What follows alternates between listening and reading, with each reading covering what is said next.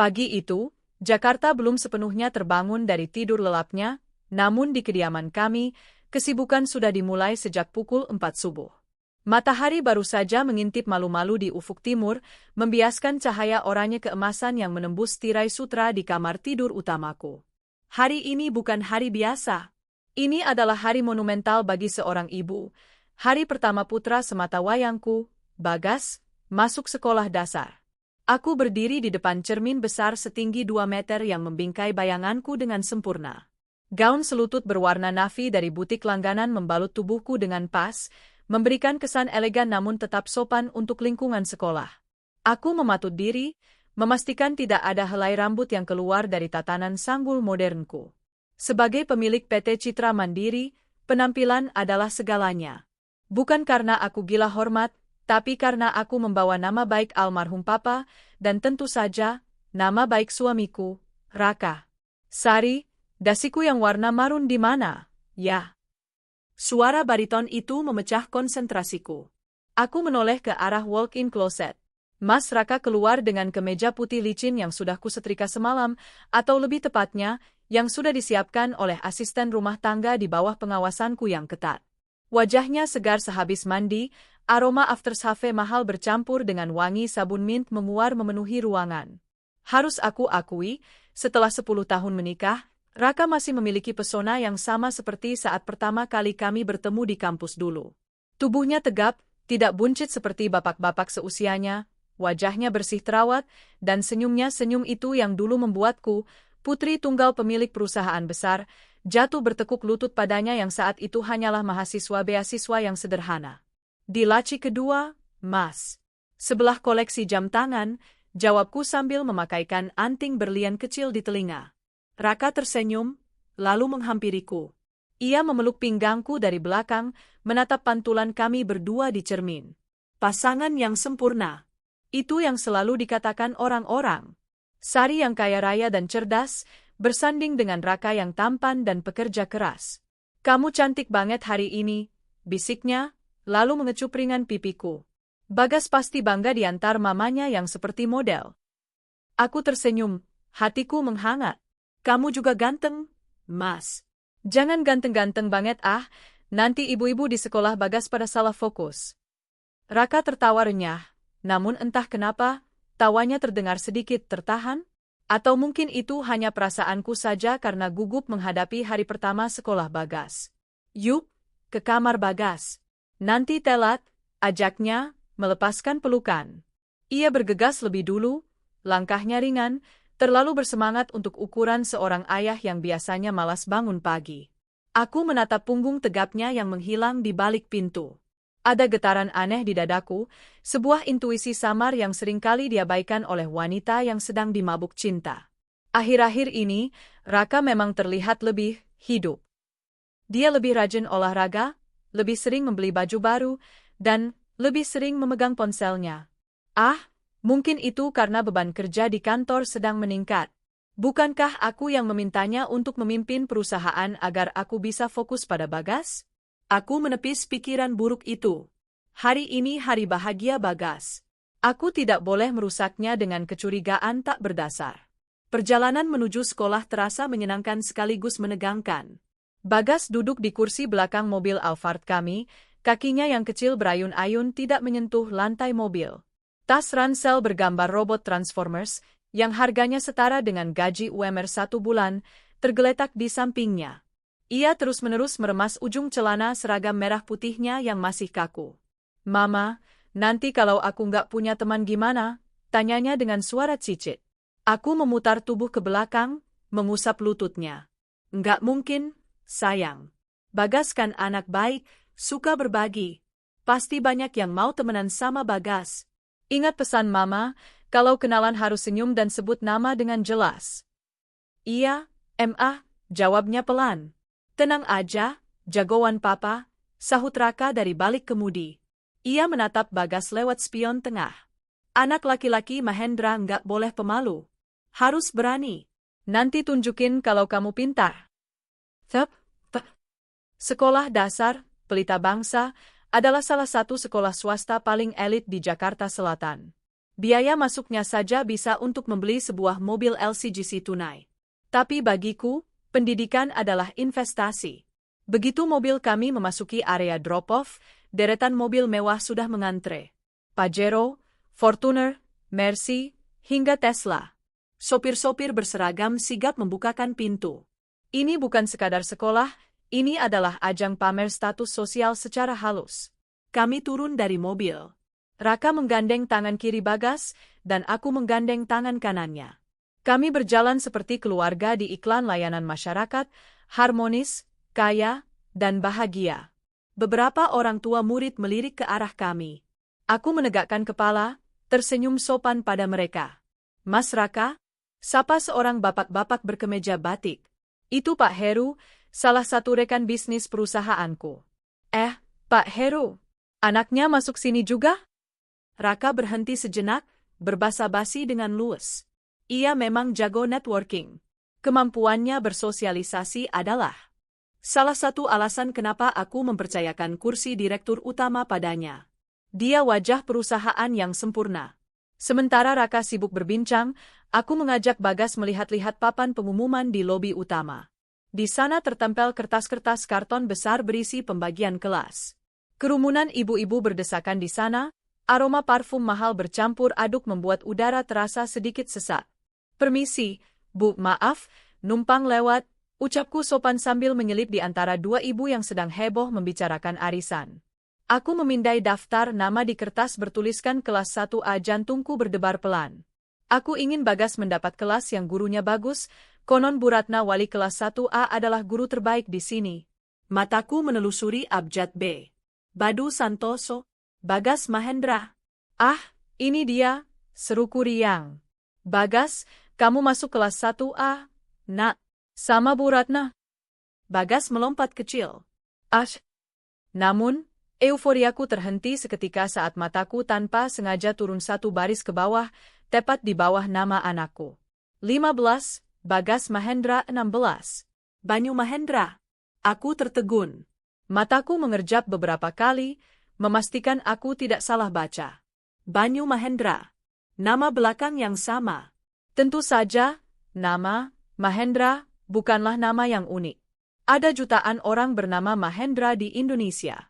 Tapi, entah kenapa, melihatnya tertulis berdampingan, Bagas dan Banyu, seolah ada benang merah tak kasat mata yang menghubungkan kedua nama itu. Banyu, nama yang artinya air. Raka dulu pernah bilang, kalau punya anak kedua laki-laki, dia ingin menamainya dengan unsur alam. Sari, udah ketemu kelasnya? Raka muncul di belakangku, tangannya menyentuh bahuku, membuatku tersentak kaget. Iya, Mas. Udah, jawabku sedikit tergagap.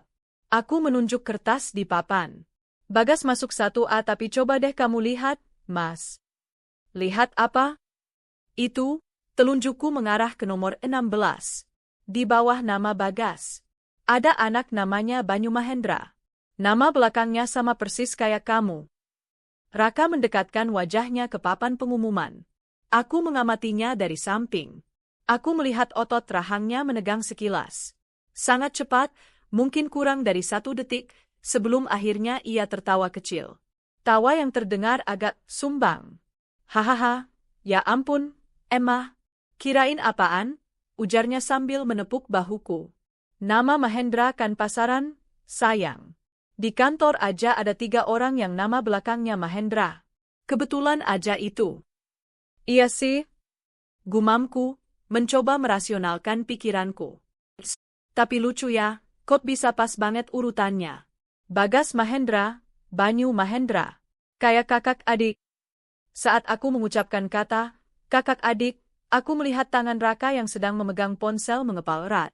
Buku-buku jarinya memutih. Udah jangan ngurusin nama orang.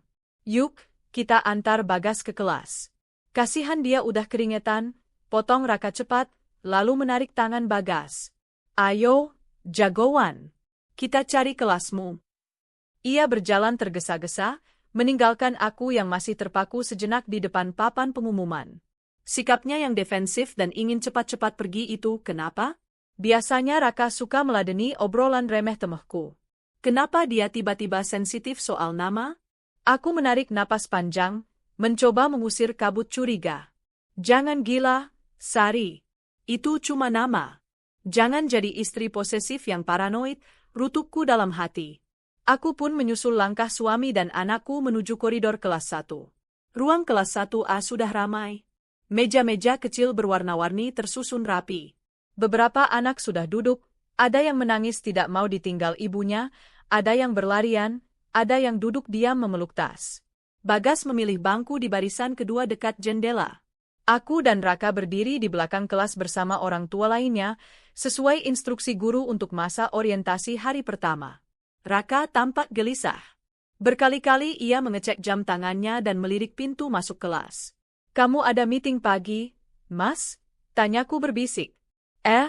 Enggak ada kok. Cuma panas aja ya di sini, AC-nya kurang dingin," elaknya sambil menyeka keringat di pelipis, padahal udara di ruangan itu cukup sejuk. Tiba-tiba, suasana di pintu kelas sedikit hening. Seorang anak laki-laki masuk.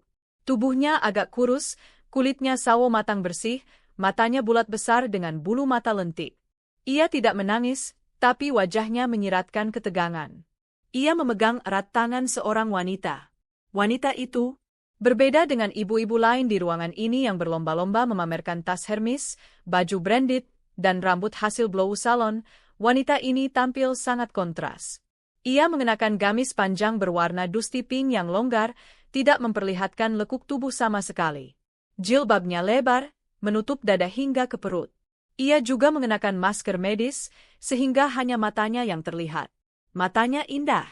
Mata yang teduh namun menyimpan semacam kesedihan atau mungkin ketakutan. "Selamat pagi, Bu Guru. Maaf kami sedikit terlambat, tadi macet di depan," ucap wanita itu. Suaranya lembut, santun, dan sangat pelan. "Oh, tidak apa-apa, Bu. Silakan, masih perkenalan kok," sambut Bu Ratna ramah. "Siapa nama anak ganteng ini?" Wanita itu membungkuk, membisikkan sesuatu pada anaknya. Anak itu mengangguk, lalu menghadap ke teman-temannya. "Halo, nama saya Banyu." "Banyu Mahendra," ucap anak itu. Suaranya agak bergetar. "Dad." Jantungku seakan berhenti berdetak sedetik. Jadi ini anak itu, Banyu Mahendra. Aku memicingkan mata, meneliti wajah anak itu. Anak-anak lain mungkin tidak memperhatikan, tapi insting seorang ibu dan seorang istri bekerja lebih cepat dari logika. Bentuk hidungnya mancung dengan ujung sedikit bulat. Bentuk bibirnya yang tipis. Dan cara dia mengerjapkan mata saat gugup. Itu semua adalah replika mini dari Raka. Aku menoleh cepat ke sampingku. Raka tidak sedang melihat ke depan. Dia menunduk dalam-dalam, berpura-pura sibuk membalas pesan di ponselnya. Punggungnya kaku. "Mas," bisikku tajam. "Itu anak yang namanya sama kayak kamu." Raka tidak menoleh. "Oh ya? Baguslah. Mas, coba lihat dulu," desakku. Dengan enggan, Raka mengangkat kepalanya sekilas, lalu membuang muka lagi secepat kilat. "Iya, biasa aja kan? Anak kecil emang mukanya mirip-mirip semua." "Dia mirip kamu, Mas," ucapku tanpa sadar. Kalimat itu meluncur begitu saja dari mulutku. Raka tersentak. Kali ini dia menatapku dengan mata melotot. "Ngaco kamu. Mirip dari mana? Hidungnya beda, matanya beda. Kamu ini kenapa sih dari tadi pagi bahas anak orang mulu? Kurang kerjaan?" Nada suaranya meninggi. Beberapa orang tua di dekat kami menoleh. Aku terdiam, malu. Tapi kemarahan Raka yang meledak tiba-tiba itu justru semakin menyiram bensin ke dalam api kecurigaanku. Reaksi yang wajar seharusnya adalah tertawa atau menyangkal dengan santai, bukan marah dan menyerang balik. Orang marah biasanya karena panik. Orang panik biasanya karena menyembunyikan sesuatu. Aku kembali menatap wanita berjilbab itu. Dia sedang menuntun Banyu duduk di bangku kosong di seberang Bagas. Setelah anaknya duduk, wanita itu mundur ke belakang kelas, berdiri di pojok yang agak gelap, menjauh dari kerumunan ibu-ibu sosialita. Dia seperti berusaha menjadi tidak terlihat. Tapi aku melihat sesuatu. Saat dia berjalan mundur, pandangannya sempat terkunci sesaat ke arah kami berdiri. Bukan ke arahku, tapi ke arah Raka. Dan di detik itu, Aku melihat kilatan pengenalan. Ada tatapan rindu, takut, dan pasrah bercampur jadi satu di mata wanita itu. Dan Raka? Suamiku yang biasanya percaya diri itu kini bergeser posisinya, bersembunyi di balik punggung seorang bapak bertubuh besar di depannya, seolah menghindari tatapan wanita itu. Darahku mendesir panas. Ada sandiwara yang sedang dimainkan di depan mataku, dan aku adalah satu-satunya penonton yang tidak diberi naskah. Sesi perkenalan berlanjut. Ibu-ibu mulai saling berkenalan. Jeng Sari kan? Pemilik Citra Mandiri, sapa seorang ibu dengan tatanan rambut sasak tinggi. Iya, Bu, jawabku otomatis, tapi pikiranku tidak di situ. Kenalan dong, saya Siska. Anak saya duduk di sebelah anak Jeng Sari. Wah, tasnya bagas keren ya, limited edition tuh. Aku hanya tersenyum tipis. Mataku tak lepas dari sosok wanita di pojok sana. Dia sendirian, tidak ada yang mengajak ngobrol karena penampilannya yang sangat sederhana, mungkin dianggap tidak selevel oleh ibu-ibu di sini. Dia hanya menatap lurus ke arah Banyu dengan tatapan penuh kasih sayang. Tiba-tiba, Banyu menoleh ke belakang, mencari ibunya. Wanita itu mengacungkan jempol, memberi semangat. Lalu Banyu tersenyum. Senyum itu, ya Tuhan, itu senyum Raka? Lesung pipi samar di sebelah kiri, persis seperti milik Raka. Tanganku gemetar. Aku meremas clutch di tanganku hingga jariku sakit. Tidak mungkin. Tidak mungkin Raka, batinku menjerit menyangkal. Raka yang kucintai, Raka yang kuangkat derajatnya, Raka yang selalu bilang aku adalah satu-satunya wanita baginya. Tapi data di depan mataku terlalu valid untuk diabaikan. Nama belakang sama. Wajah mirip. Reaksi Raka yang aneh. Tatapan wanita itu. Aku harus tahu siapa wanita itu. Mas, aku mau ke toilet sebentar, pamitku pada Raka. Oh, oke. Jangan lama-lama, jawab Raka, masih tanpa menatapku. Aku tidak ke toilet. Aku berjalan memutar, mendekati pojok belakang tempat wanita itu berdiri. Aku pura-pura membetulkan tali sepatuku di dekatnya, lalu berdiri tepat di sampingnya. Aroma tubuhnya tercium samar. Bukan parfum mahal seperti Chanel atau Dior yang biasa dipakai teman-temanku. Tapi aroma melati. Wangi yang lembut, klasik, dan menenangkan. Anaknya pintar ya, Bu. Berani maju ke depan, sapaku memancing obrolan. Wanita itu tersentak kaget. Dia menoleh, matanya membesar saat melihatku. Dia tampak ragu sejenak sebelum menjawab. Iya, Bu. Terima kasih, jawabnya lirih. Dia merapatkan jilbabnya, seolah ingin menyembunyikan wajahnya lebih dalam. Namanya Banyu ya? Bagus namanya. Anak saya Bagas, yang duduk di seberangnya. Lanjutku, mencoba bersikap ramah namun mataku menelisik setiap inci wajahnya yang tertutup masker. Kebetulan sekali ya, nama belakang mereka sama-sama Mahendra. Tubuh wanita itu menegang kaku. Dia menunduk dalam-dalam. Iya, Bu. Kebetulan sekali. Nama Mahendra kan banyak. Jawaban yang sama persis dengan Raka. Suaminya nggak ikut nganter, Bu? Tanyaku lagi, kali ini lebih tajam. Wanita itu menggeleng pelan. Suami saya kerja, sibuk, di luar kota. Oh, kasihan sekali. Hari pertama sekolah padahal momen penting loh, ujarku dengan nada prihatin yang dibuat-buat. Kerja di mana suaminya, Bu? Siapa tahu kenal sama suami saya. Suami saya juga pengusaha. Wanita itu tampak semakin tidak nyaman. Dia mundur selangkah. Maaf, Bu. Saya harus ke toilet sebentar. Tanpa menunggu jawabanku, dia berbalik dan berjalan cepat, hampir berlari, keluar dari kelas. Sikapnya seperti orang yang tertangkap basah mencuri. Aku menatap punggungnya yang menjauh. Di sana, di balik punggung gamisnya, aku melihat sesuatu yang membuat napasku tercekat. Gantungan kunci di tasnya. Gantungan kunci berbentuk menara Eiffel kecil dari logam. Aku ingat gantungan kunci itu. 5 tahun lalu, Raka pergi dinas ke Paris untuk pameran dagang. Pulang dari sana, dia membawakanku oleh-oleh tas dan parfum. Tapi aku ingat, saat membongkar kopernya, aku menemukan struk pembelian souvenir gantungan kunci. Aku mencarinya di koper, tapi tidak ada. Saat kutanya, Raka bilang mungkin tertinggal di hotel atau hilang. Gantungan kunci yang sama kini menggantung di tas wanita asing itu. Duniaku terasa berputar. Kakiku lemas. Aku bersandar pada tembok kelas, mencoba menghirup oksigen yang mendadak terasa tipis. Potongan-potongan puzzle itu mulai berjatuhan di kepalaku, menyusun sebuah gambar yang mengerikan. Raka yang sering dinas luar kota. Gaji Raka yang sering terpakai untuk investasi bodong yang tak pernah jelas hasilnya. Sikap Raka yang berubah dingin di ranjang akhir-akhir ini. Dan sekarang, Banyu Mahendra. Aku kembali menatap Raka di kerumunan. Dia kini sudah lebih santai, tertawa lebar dengan bapak-bapak lain, seolah beban ketakutannya sudah hilang seiring perginya wanita itu. Dia terlihat begitu bahagia, begitu tanpa beban. Di detik itu, rasa cinta yang membuncah di hatiku perlahan membeku, retak, dan berganti menjadi sesuatu yang dingin dan tajam. Jika benar apa yang kupikirkan, Mas, bisikku dalam hati, mataku menatap tajam ke arah suamiku. Maka kamu salah memilih lawan. Kamu lupa siapa aku. Aku bukan hanya istrimu. Aku adalah pemilik panggung tempatmu berdiri sekarang. Bel sekolah berbunyi, menandakan jam istirahat pertama. Tapi bagiku, ini adalah lonceng dimulainya sebuah perang. Perang sunyi yang akan menghancurkan segalanya.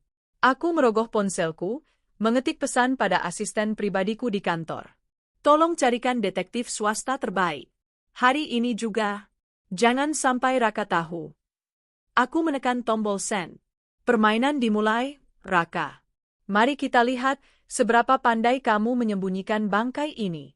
Setelah drama pagi di sekolah usai, aku memaksa diri untuk tetap menjalankan rutinitas seperti biasa. Kami meninggalkan sekolah dengan mobil yang sama, namun atmosfer di dalamnya berubah drastis. Jika saat berangkat tadi udara terasa penuh harapan dan kegembiraan, kini udara terasa berat dan menyesakkan, seolah dipenuhi oleh residu kebohongan yang tak terucap. Aku turun di lobi saja, Mas, ucapku dingin saat mobil memasuki pelataran gedung PT Citra Mandiri. Nanti Pak Maman yang antar kamu ke lobi samping. Raka menoleh, sedikit terkejut dengan nada bicaraku. Loh, biasanya kita masuk bareng, Ma. Sampai lift. Ada berkas yang ketinggalan di mobil Pak Maman. Aku mau ambil dulu, alibiku cepat. Tentu saja itu bohong. Aku hanya tidak ingin berjalan bersisian dengannya saat ini. Rasanya mual. Membayangkan tangan yang biasa menggandengku itu juga menggenggam tangan wanita lain, wanita bermata sendu di sekolah tadi. Raka hanya mengangguk, tidak curiga. Atau mungkin, dia terlalu lega karena tidak perlu berlama-lama bersamaku untuk menutupi kegugupannya. Ya sudah, nanti siang makan bareng ya, sayang. Lihat nanti. Jadwalku padat, jawabku singkat sambil membuka pintu mobil sebelum sopir sempat turun. Aku melangkah masuk ke lobi gedung perkantoran megah berlantai 20 itu. Para sekuriti dan resepsionis membungkuk hormat. Selamat pagi, Bu Sari. Pagi, jawabku tanpa senyum. Sepatu hak tinggiku beradu keras dengan lantai marmer, menciptakan gema yang tegas. Tak. Setiap langkahku adalah manifestasi dari kemarahan yang kutahan. Aku masuk ke dalam lift khusus direksi, menekan tombol lantai teratas. Di dalam kotak besi yang bergerak naik itu, aku melihat pantulan wajahku di dinding logam. Wajah yang sama cantiknya dengan pagi tadi, tapi matanya sudah kehilangan binar naif. Begitu sampai di ruanganku yang luas, aku langsung melempar tas kerja ke sofa. Lita, panggilku lewat interkom. Pintu terbuka sedetik kemudian. Lita, sekretaris pribadiku yang sudah ikut denganku sejak aku belum menikah, masuk dengan sigap. Ya, Bu Sari, kopi hitam tanpa gula, tanyanya hafal. Tidak. Kunci pintu. Jangan biarkan siapapun masuk, termasuk Pak Raka. Bilang aku sedang conference call penting dengan investor luar negeri, perintahku tegas. Lita mengernyit heran, tapi dia cukup cerdas untuk tidak bertanya. Baik, Bu. Satu lagi, Lita, panggil Pak Gunawan, HR Manager, ke sini sekarang. Lewat pintu belakang. Jangan sampai ada yang lihat. 5 menit kemudian, Pak Gunawan duduk di hadapanku dengan wajah bingung dan sedikit takut. Dia adalah orang lama kepercayaan Papa. Ada masalah apa, Bu Sari? Apa ada yang salah dengan laporan HR bulan ini? Tanyanya sambil menyeka keringat di dahinya yang botak. Aku duduk bersandar di kursi kebesaranku, menautkan jari-jari tangan. Pak Gan, Bapak ingat sekitar 4 atau 5 tahun lalu, Raka pernah merekomendasikan seseorang untuk bekerja di sini? Posisi staf administrasi atau sekretaris junior, seingat saya. Pak Gunawan tampak berpikir keras. Pak Raka sering merekomendasikan orang, Bu. Namanya juga direktur utama, banyak relasi. Perempuan, potongku. Janda. Waktu itu Raka bilang kasihan, butuh pekerjaan karena baru cerai. Cantik, putih, rambutnya dulu panjang sebahu. Mata Pak Gunawan membelalak. Ingatannya sepertinya terpantik. Ah, maksud ibu? Sarah? Sarah Amalia? Sarah Amalia. Nama itu berdenging di telingaku. Rasanya familiar. Sangat familiar. Ya, Sarah Amalia. Tolong carikan berkas lamarannya. Sekarang. Saya mau data lengkapnya, foto, alamat, dan alasan dia resign. Tapi Bu, itu data lama. Harus cari di gudang arsip fisik kalau di sistem sudah diarchive. Pak Gunawan mencoba menawar. Saya kasih waktu 30 menit. Atau Bapak mau pensiun dini hari ini juga? Ancamku halus namun mematikan. Pak Gunawan pucat. Baik, Bu. Segera saya cari. Ia berlari keluar. Sambil menunggu, aku membuka laptopku. Jariku menari di atas keyboard, mengetik nama itu di mesin pencari. Sarah Amalia. Hasilnya nihil. Nama yang terlalu umum. Aku mencoba kombinasi lain. Sarah Amalia Universitas, nama kampus Raka. Muncul beberapa foto lama dari Facebook angkatan kuliah Raka. Di salah satu foto kegiatan BEM, aku melihatnya. Raka muda, kurus, tersenyum lebar sambil memegang gitar. Dan di sampingnya, duduk seorang gadis cantik dengan rambut hitam legam tergerai, tertawa lepas menatap Raka. Itu dia.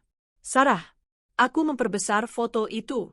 Wajahnya meski di foto itu dia belum berjilbab dan terlihat jauh lebih muda, struktur wajahnya sama persis dengan wanita di sekolah tadi. Hidung mancung itu. Mata bulat itu. Aku menggali ingatanku lebih dalam. Astaga. Aku bangkit dari kursi, tanganku menutup mulut karena syok. Aku ingat sekarang. Dia datang ke pernikahan kami. Dia adalah wanita yang menangis paling kencang saat aku dan Raka bersalaman di pelaminan.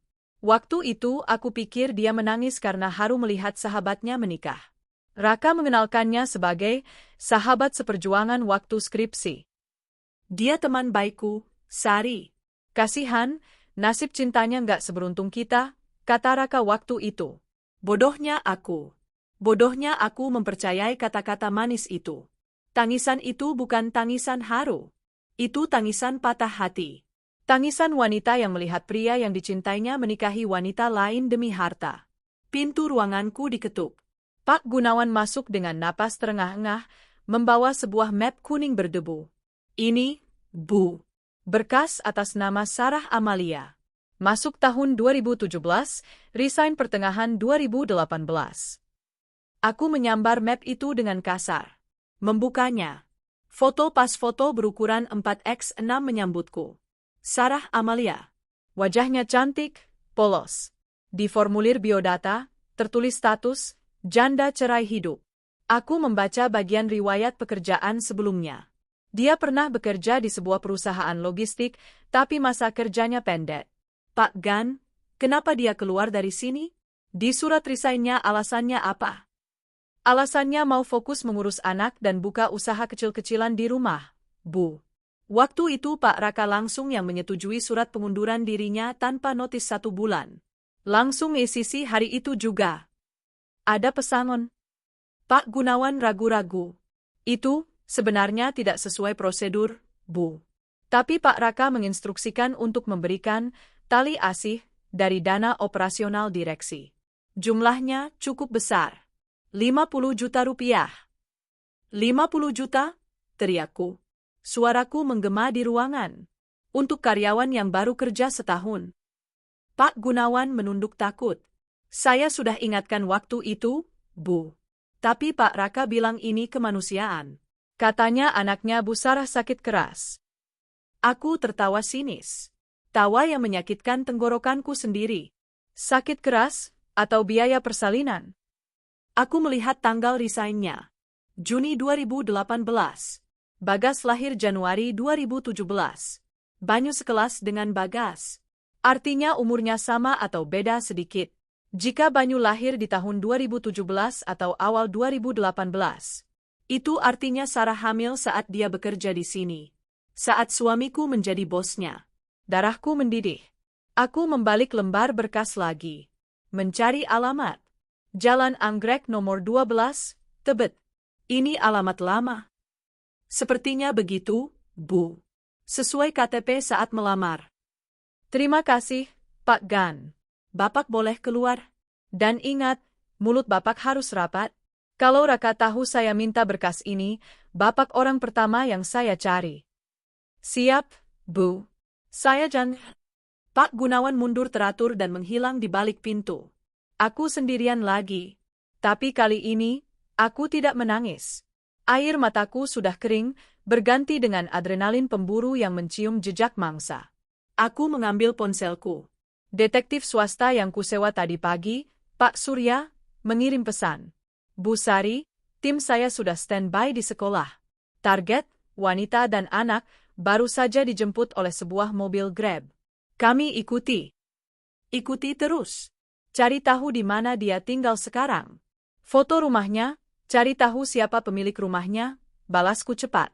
Siap, Bu. Satu lagi, kami menemukan info menarik dari tetangga di alamat KTP lama target. Apa itu? Ponselku bergetar lagi, mengirimkan sebuah pesan suara. Aku menekannya. Suara Pak Surya terdengar jernih diiringi suara bising jalanan. Target atas nama Sarah Amalia ini dulu diusir dari kontrakan lamanya di Tebet, Bu. Dia digosipkan jadi pelakor, selingkuhan bos di tempat kerja sebelumnya sebelum masuk perusahaan ibu. Suaminya yang dulu menceraikannya karena menangkap basah Sarah check-in di Hotel Melati. Setelah cerai, dia mendekati Pak Raka dengan modus minta kerjaan. Tetangga bilang, Sarah sering dijemput mobil sedan hitam mewah di ujung gang malam-malam. Sedan hitam mewah. Mobil Raka saat itu adalah Camry hitam. Ponselku nyaris remuk dalam genggaman. Jadi, polanya selalu sama. Wanita ini adalah parasit. Dia memangsa suami orang, menggunakan wajah polos dan tubuhnya untuk mendapatkan keamanan finansial. Dan suamiku yang bodoh itu masuk ke dalam perangkapnya, atau mungkin dengan sukarela melompat ke dalamnya. Lebih parahnya lagi, dia sekarang berhijrah. Penampilannya yang tertutup rapat, sikapnya yang santun, jilbab syarinya itu semua adalah kamuflase sempurna. Siapa yang akan curiga pada janda alim yang hidup sederhana dan fokus membesarkan anak? Dia menciptakan citra, janda terhormat, untuk menutupi status aslinya sebagai istri simpanan. Aku berdiri, berjalan menuju jendela kaca besar yang menghadap pemandangan kota Jakarta. Di bawah sana, ribuan kendaraan berlalu lalang. Di salah satu sudut kota ini, ada suamiku yang sedang bermain peran sebagai pimpinan perusahaan yang berwibawa. Aku ingat Raka pernah bilang, Sari, aku kerja keras ini semua buat kamu dan Bagas. Biar kalian bahagia. Bohong. Setiap lembur yang dia lakukan. Setiap dinas luar kota yang dia pamitkan. Setiap uang bonus yang dia cairkan. Itu semua untuk menghidupi keluarga bayangannya. Dia membangun istana di atas keringatku. Dia membesarkan anak haramnya dengan uang warisan ayahku. Sebuah notifikasi masuk lagi. Foto dari detektif. Foto sebuah rumah di kawasan Bintaro Sektor 9. Rumah klaster 2 lantai yang asri dan modern. Ada taman kecil di depannya. Di garasi, terparkir sebuah city car Honda Jazz merah. Target masuk ke rumah ini, Bu. Rumah ini ditempati atas nama Sarah Amalia. Menurut Satpam Komplek, suaminya sering datang seminggu 2 kali, biasanya Rabu malam dan Jumat sore. Orangnya tinggi, pakai kacamata, naik mobil Fortuner putih. Hari ini hari Jumat, mobil Raka sekarang adalah Fortuner putih. Aku tersenyum miring. Senyum yang mengerikan bahkan bagi diriku sendiri. Kena kamu, bisikku pada kaca jendela yang dingin. Aku kembali ke mejaku, membuka laci terkunci, dan mengeluarkan buku cek serta dokumen aset-aset perusahaan. Aku mulai memilah. Mana yang atas nama pribadi, mana yang atas nama PT, dan mana yang sudah kuberikan kuasa pada Raka. Aku akan menarik semuanya. Perlahan tapi pasti. Seperti ular yang membelit mangsanya, aku akan meremukkan tulang-tulang ekonomi Raka sebelum dia sadar dia sedang mati. Aku menekan tombol intercom lagi. Lita, panggil bagian legal dan finance ke sini. Sekarang, kita akan adakan audit internal dadakan. Saya mau cek semua aliran dana operasional direksi 5 tahun ke belakang. Baik, Bu. Tapi Pak Raka? Jangan beritahu Raka, potongku tajam. Kalau dia tanya, bilang saja ini prosedur rutin dari komisaris baru. Siang itu, di lantai teratas PT Citra Mandiri, badai mulai bergolak. Bukan badai yang bising dan menghancurkan seketika, tapi badai sunyi yang dingin, yang akan membekukan dan membunuh perlahan. Aku, Sari Mahendra, atau mungkin sebentar lagi hanya Sari Prawira, akan menunjukkan pada mereka berdua arti dari kata penyesalan. Raka mungkin ayah biologis Banyu. Tapi Raka lupa, siapa yang memegang dompetnya. Keesokan harinya, aku kembali menjalani rutinitas antar jemput Bagas. Kali ini, aku sengaja datang lebih awal saat jam pulang sekolah. Bukan hanya untuk mendapatkan posisi parkir terbaik, tapi untuk mengamati.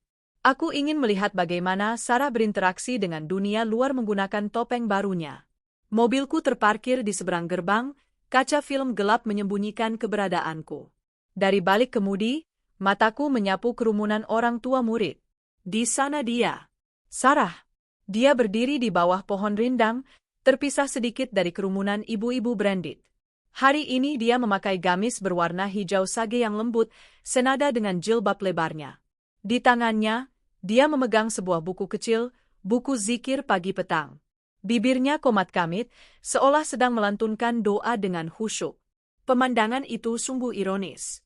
Seorang wanita yang bibirnya basah oleh doa, tapi hidupnya dibiayai dari hasil mencuri suami orang. Masya Allah, Bu Sarah rajin sekali ya. Terdengar suara ibu-ibu yang melintas di dekat mobilku saat aku membuka sedikit kaca jendela. Sarah menoleh, tersenyum santun di balik maskernya. Ah, tidak Bu. Sambil nunggu anak, daripada bengong, jawabnya lembut. Suaminya belum pulang dari luar kota, Bu. Tanya ibu itu lagi. Sarah menggeleng, matanya menyiratkan kesedihan yang dibuat-buat. Belum, Bu. Katanya proyeknya diperpanjang. Namanya juga cari nafkah buat anak istri, saya harus ikhlas ditinggal-tinggal. Aku mendengus keras di dalam mobil. Ikhlas? Kamu ikhlas karena dia pulang membawa uangku. Tiba-tiba ponselku berbunyi. Pesan dari Pak Surya, sang detektif. Sebuah file video masuk. Bu Sari, ini rekaman tadi malam. Sesuai dugaan ibu. Tanganku gemetar saat menekan tombol play. Video itu diambil dari kamera tersembunyi dengan mode malam. Menampilkan gerbang rumah Sarah di Bintaro. Jam menunjukkan pukul 21 waktu Indonesia Barat. Sebuah mobil Fortuner putih, mobil Raka, berhenti di depan pagar. Pagar otomatis terbuka. Mobil itu masuk. Tak lama kemudian, pintu rumah terbuka. Sarah keluar. Kali ini dia tidak memakai gamis lebar. Dia memakai daster rumahan yang agak ketat, rambut panjangnya tergerai bebas. Dia berlari kecil menyambut Raka yang turun dari mobil. Raka merentangkan tangan. Sarah melompat ke pelukannya. Mereka berciuman. Ciuman yang penuh nafsu, di teras rumah, di bawah lampu remang-remang. Lalu Banyu kecil berlari keluar. Ayah pulang. Raka melepaskan Sarah, lalu menggendong Banyu tinggi-tinggi. Jagoan ayah. Kangen gak? Kangen banget. Ayah bawa mainan gak? Bawa dong. Ayah belikan robot baru buat kamu. Video berhenti. Air mataku menetes. Bukan karena sedih, tapi karena marah yang memuncak. Robot itu minggu lalu Bagas minta robot yang sama, dan Raka bilang, nanti ya, Bagas. Papa lagi nggak pegang uang cash. Mama aja yang beli. Ternyata uang itu dia pakai untuk membelikan robot bagi anak haramnya. Aku menghapus air mata dengan kasar. Cukup. Aku tidak butuh bukti lagi. Yang aku butuhkan sekarang adalah strategi kehancuran. Aku keluar dari mobil, berjalan menuju gerbang sekolah dengan langkah mantap. Aku memasang senyum terbaikku. Senyum palsu untuk menghadapi ratu kepalsuan. Assalamualaikum, Bu Sarah, sapaku saat berpapasan dengannya. Sarah terlonjak. Buku zikirnya nyaris jatuh. Waalaikumsalam, Bu Sari. Lagi baca apa, Bu? Khusyuk sekali, tanyaku basa-basi. Oh, ini zikir harian, Bu. Biar hati tenang, jawabnya gugup. Dia meremas buku itu di dadanya. Bagus sekali. Hati memang harus tenangnya, Bu. Apalagi kalau suami jauh. Pasti banyak godaan, sindirku halus. Sarah menelan ludah. Iya, Bu. Doakan saja kami selalu dalam lindungan Allah. Pasti, Bu. Allah itu maha mengetahui, kan? Dia tahu apa yang tersembunyi di dalam hati, dan apa yang tersembunyi di dalam rumah. Tekanku pada kata terakhir. Mata Sarah membelalak. Ketakutan nyata terpancar di sana. Dia sepertinya menangkap sinyal bahaya dari nada bicaraku. Itu Banyu sudah keluar? Saya duluan ya, Bu Sari, pamitnya buru-buru, lalu setengah berlari menjemput anaknya. Aku menatapnya dengan dingin. Lari, Sarah. Larilah selagi bisa. Karena sebentar lagi, kamu tidak akan punya tempat untuk sembunyi. Malam itu, di rumah, Raka pulang dengan wajah lelah yang dibuat-buat. Capek banget hari ini, Ma. Meeting sama klien di Cikarang seharian macet total, keluhnya sambil melonggarkan dasi. Aku duduk di sofa, menonton TV dengan tenang. Oh ya, Cikarang atau Bintaro, Mas? Gerakan tangan Raka terhenti di udara. Bintaro? Ngapain aku ke Bintaro? Kliennya di Cikarang, Ma. Kamu salah dengar kali. Mungkin, jawabku datar. Oh iya, Mas. Besok lusa ulang tahun Bagas yang ke-7 kan? Aku punya ide. Raka tampak lega karena topik pembicaraan beralih. Dia duduk di sampingku. Ide apa, sayang? Gimana kalau kita rayakan besar-besaran? Di Hotel Bintang 5. Kita undang semua teman sekelasnya, guru-gurunya, dan orang tua murid. Sekalian syukuran perusahaan. Raka tampak ragu. Wah, mendadak banget. Emang keburu nyiapinnya? Keburu dong. Aku sudah atur semuanya sama event organizer. Undangan besok disebar. Kamu tinggal datang dan jadi ayah yang bangga. Semua teman sekelasnya, tanya Raka memastikan, ada nada cemas dalam suaranya.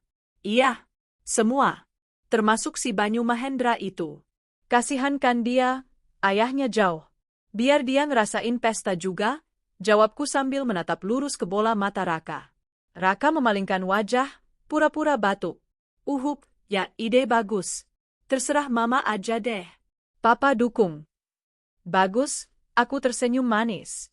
Oh iya, Mas. Kartu kredit kamu yang Black Card, bisa aku pinjam sebentar? Ada vendor yang harus dibayar down payment-nya sekarang. Oh, ada di dompet. Ambil aja. Aku mengambil dompetnya, menarik kartu hitam itu. Ini langkah pertamaku. Melucuti senjatanya. Makasih, Mas. Kamu mandi gih. Bau-bau parfum perempuan, candaku tajam. Raka mencium kemejanya sendiri dengan panik. Mana ada? Ini parfum aku kok. Bercanda, Mas. Tegang banget sih, aku tertawa kecil. Tawa yang membuat bulu kuduk Raka meremang. Dia bergegas naik ke kamar mandi. Sementara aku menggenggam kartu kredit itu erat-erat. Malam ini, aku akan mulai membekukan aset-asetnya. Satu persatu.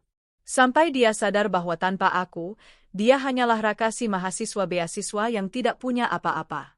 Di dalam kamar mandi, di bawah guyuran shower, Raka mungkin sedang membersihkan jejak sentuhan Sarah. Tapi dia tidak akan pernah bisa membersihkan jejak kebohongannya yang sudah kupegang. Undangan pesta itu bukan sekadar undangan ulang tahun. Itu adalah undangan menuju pengadilan. Dan aku, Sari Mahendra, akan menjadi jaksa penuntut sekaligus hakim yang menjatuhkan vonis. Keesokan harinya, aku bangun dengan energi yang berbeda. Bukan energi cinta seorang ibu rumah tangga, melainkan energi seorang jenderal yang akan maju ke medan perang. Langkahku ringan, pikiranku tajam, dan hatiku sudah dingin seperti es di kutub. Aku menghubungi salah satu event organizer, IO, terbaik di Jakarta, langganan perusahaan untuk acara-acara besar.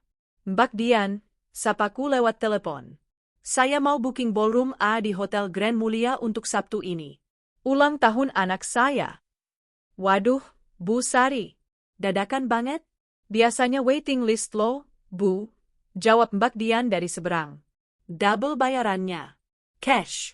Asal semua beres dalam 24 jam. Saya mau tema superhero, makanan terbaik, dekorasi termewah.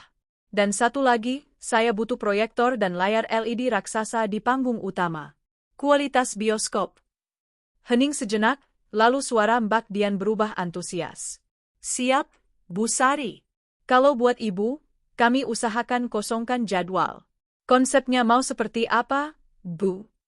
Konsepnya? Kejutan. Saya mau ada sesi khusus pemutaran video dokumenter keluarga. Jadi pastikan sound sistemnya menggelegar, jawabku. Baik, Bu. Segera kami kerjakan. Setelah urusan IO selesai, aku beralih ke urusan yang lebih menyenangkan. Aku mencetak undangan. Bukan undangan kertas biasa. Aku memesan undangan hardcover berlapis beludru merah dengan tulisan emas. Di dalamnya, tertulis susunan acara yang sangat menggiurkan. Grand Prize, 1 unit mobil City Car 5 iPhone terbaru bagi tamu yang beruntung. Aku sengaja meletakkan umpan itu. Sarah adalah wanita yang materialistis. Dia mendekati Raka karena uang. Dia pasti tidak akan melewatkan kesempatan mendapatkan hadiah mewah secara cuma-cuma, apalagi jika dia berpikir ini acara umum yang aman. Siangnya, aku datang ke sekolah saat jam pulang. Aku membawa tumpukan undangan itu ke ruang guru. Bu Ratna, sapaku ramah sambil meletakkan bingkisan kue. Ini undangan ulang tahun Bagas. Saya titip buat dibagikan ke semua anak di kelas 1 ayah, Bu. Wajib datang semua lo, soalnya Bagas sedih kalau temannya nggak lengkap. Bu Ratna tersenyum lebar. Wah, repot-repot amat, Bu Sari. Pasti anak-anak senang. Nanti saya bagikan sebelum pulang. Terima kasih, Bu. Oh ya, tolong pastikan undangan untuk Banyu Mahendra sampai ke ibunya ya. Kasihan dia kan jarang ikut acara kelas. Pesanku spesifik. Oh, pasti, Bu. Ibunya Banyu memang agak tertutup, tapi nanti saya sampaikan kalau ini acara penting. Aku keluar dari ruang guru dengan perasaan puas. Umpan sudah ditebar.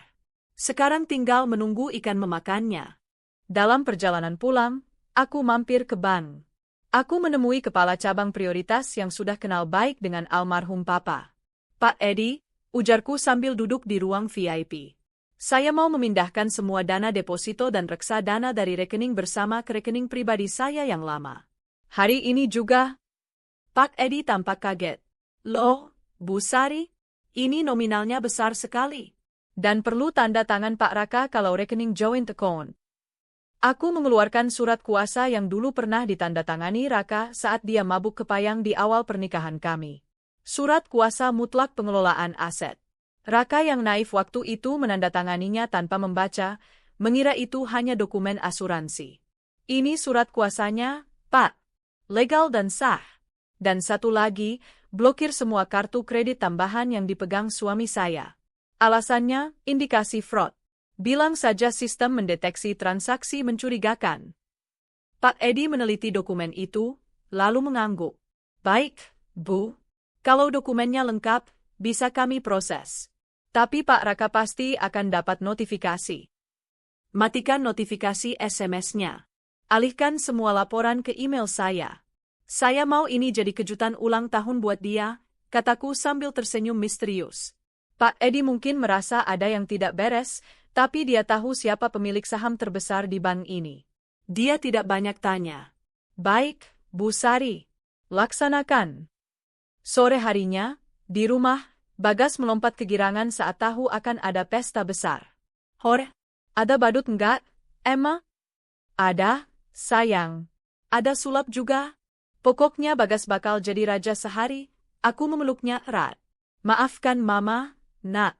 Ulang tahunmu kali ini akan sedikit berdarah, tapi ini demi masa depanmu.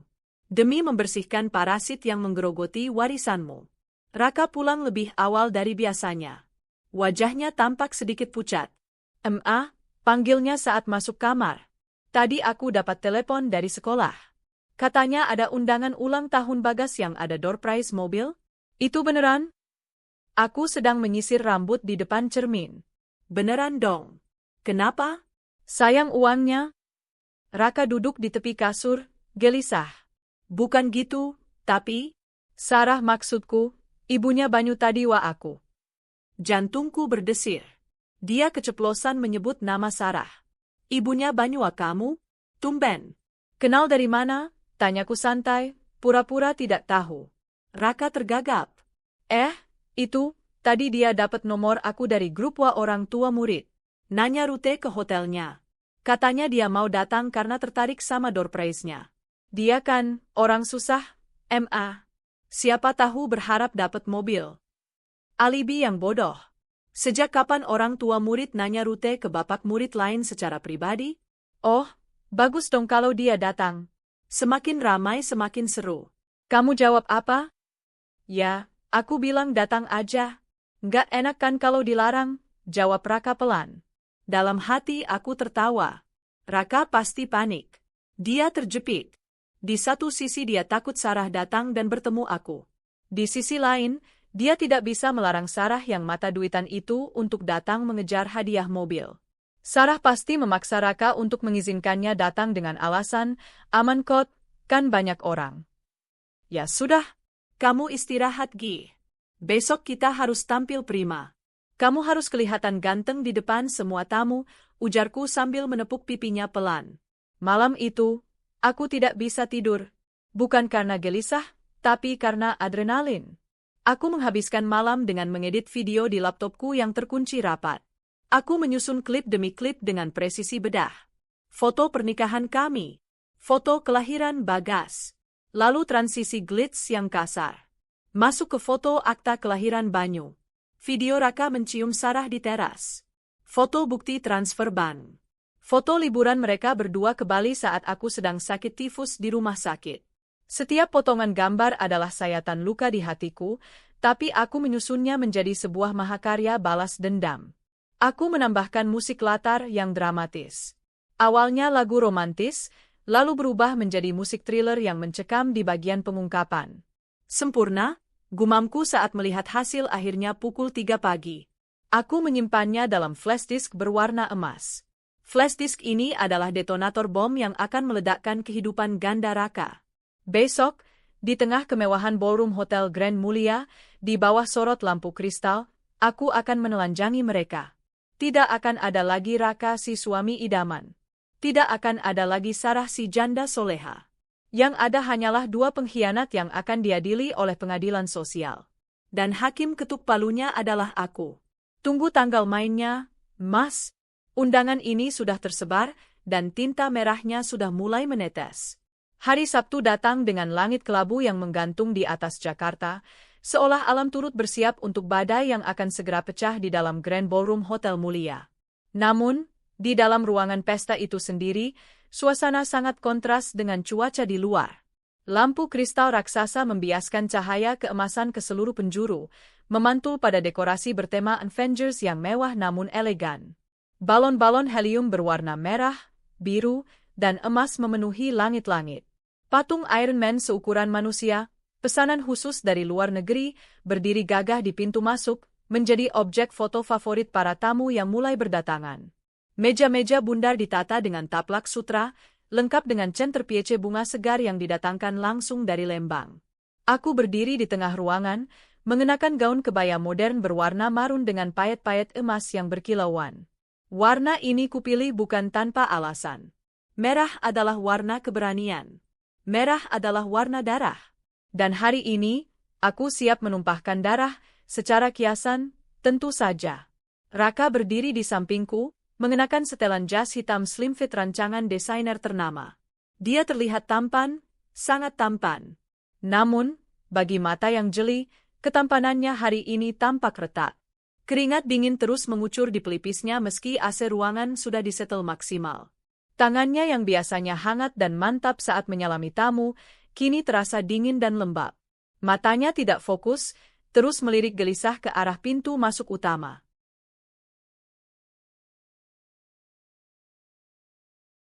"Mas, kamu sakit?"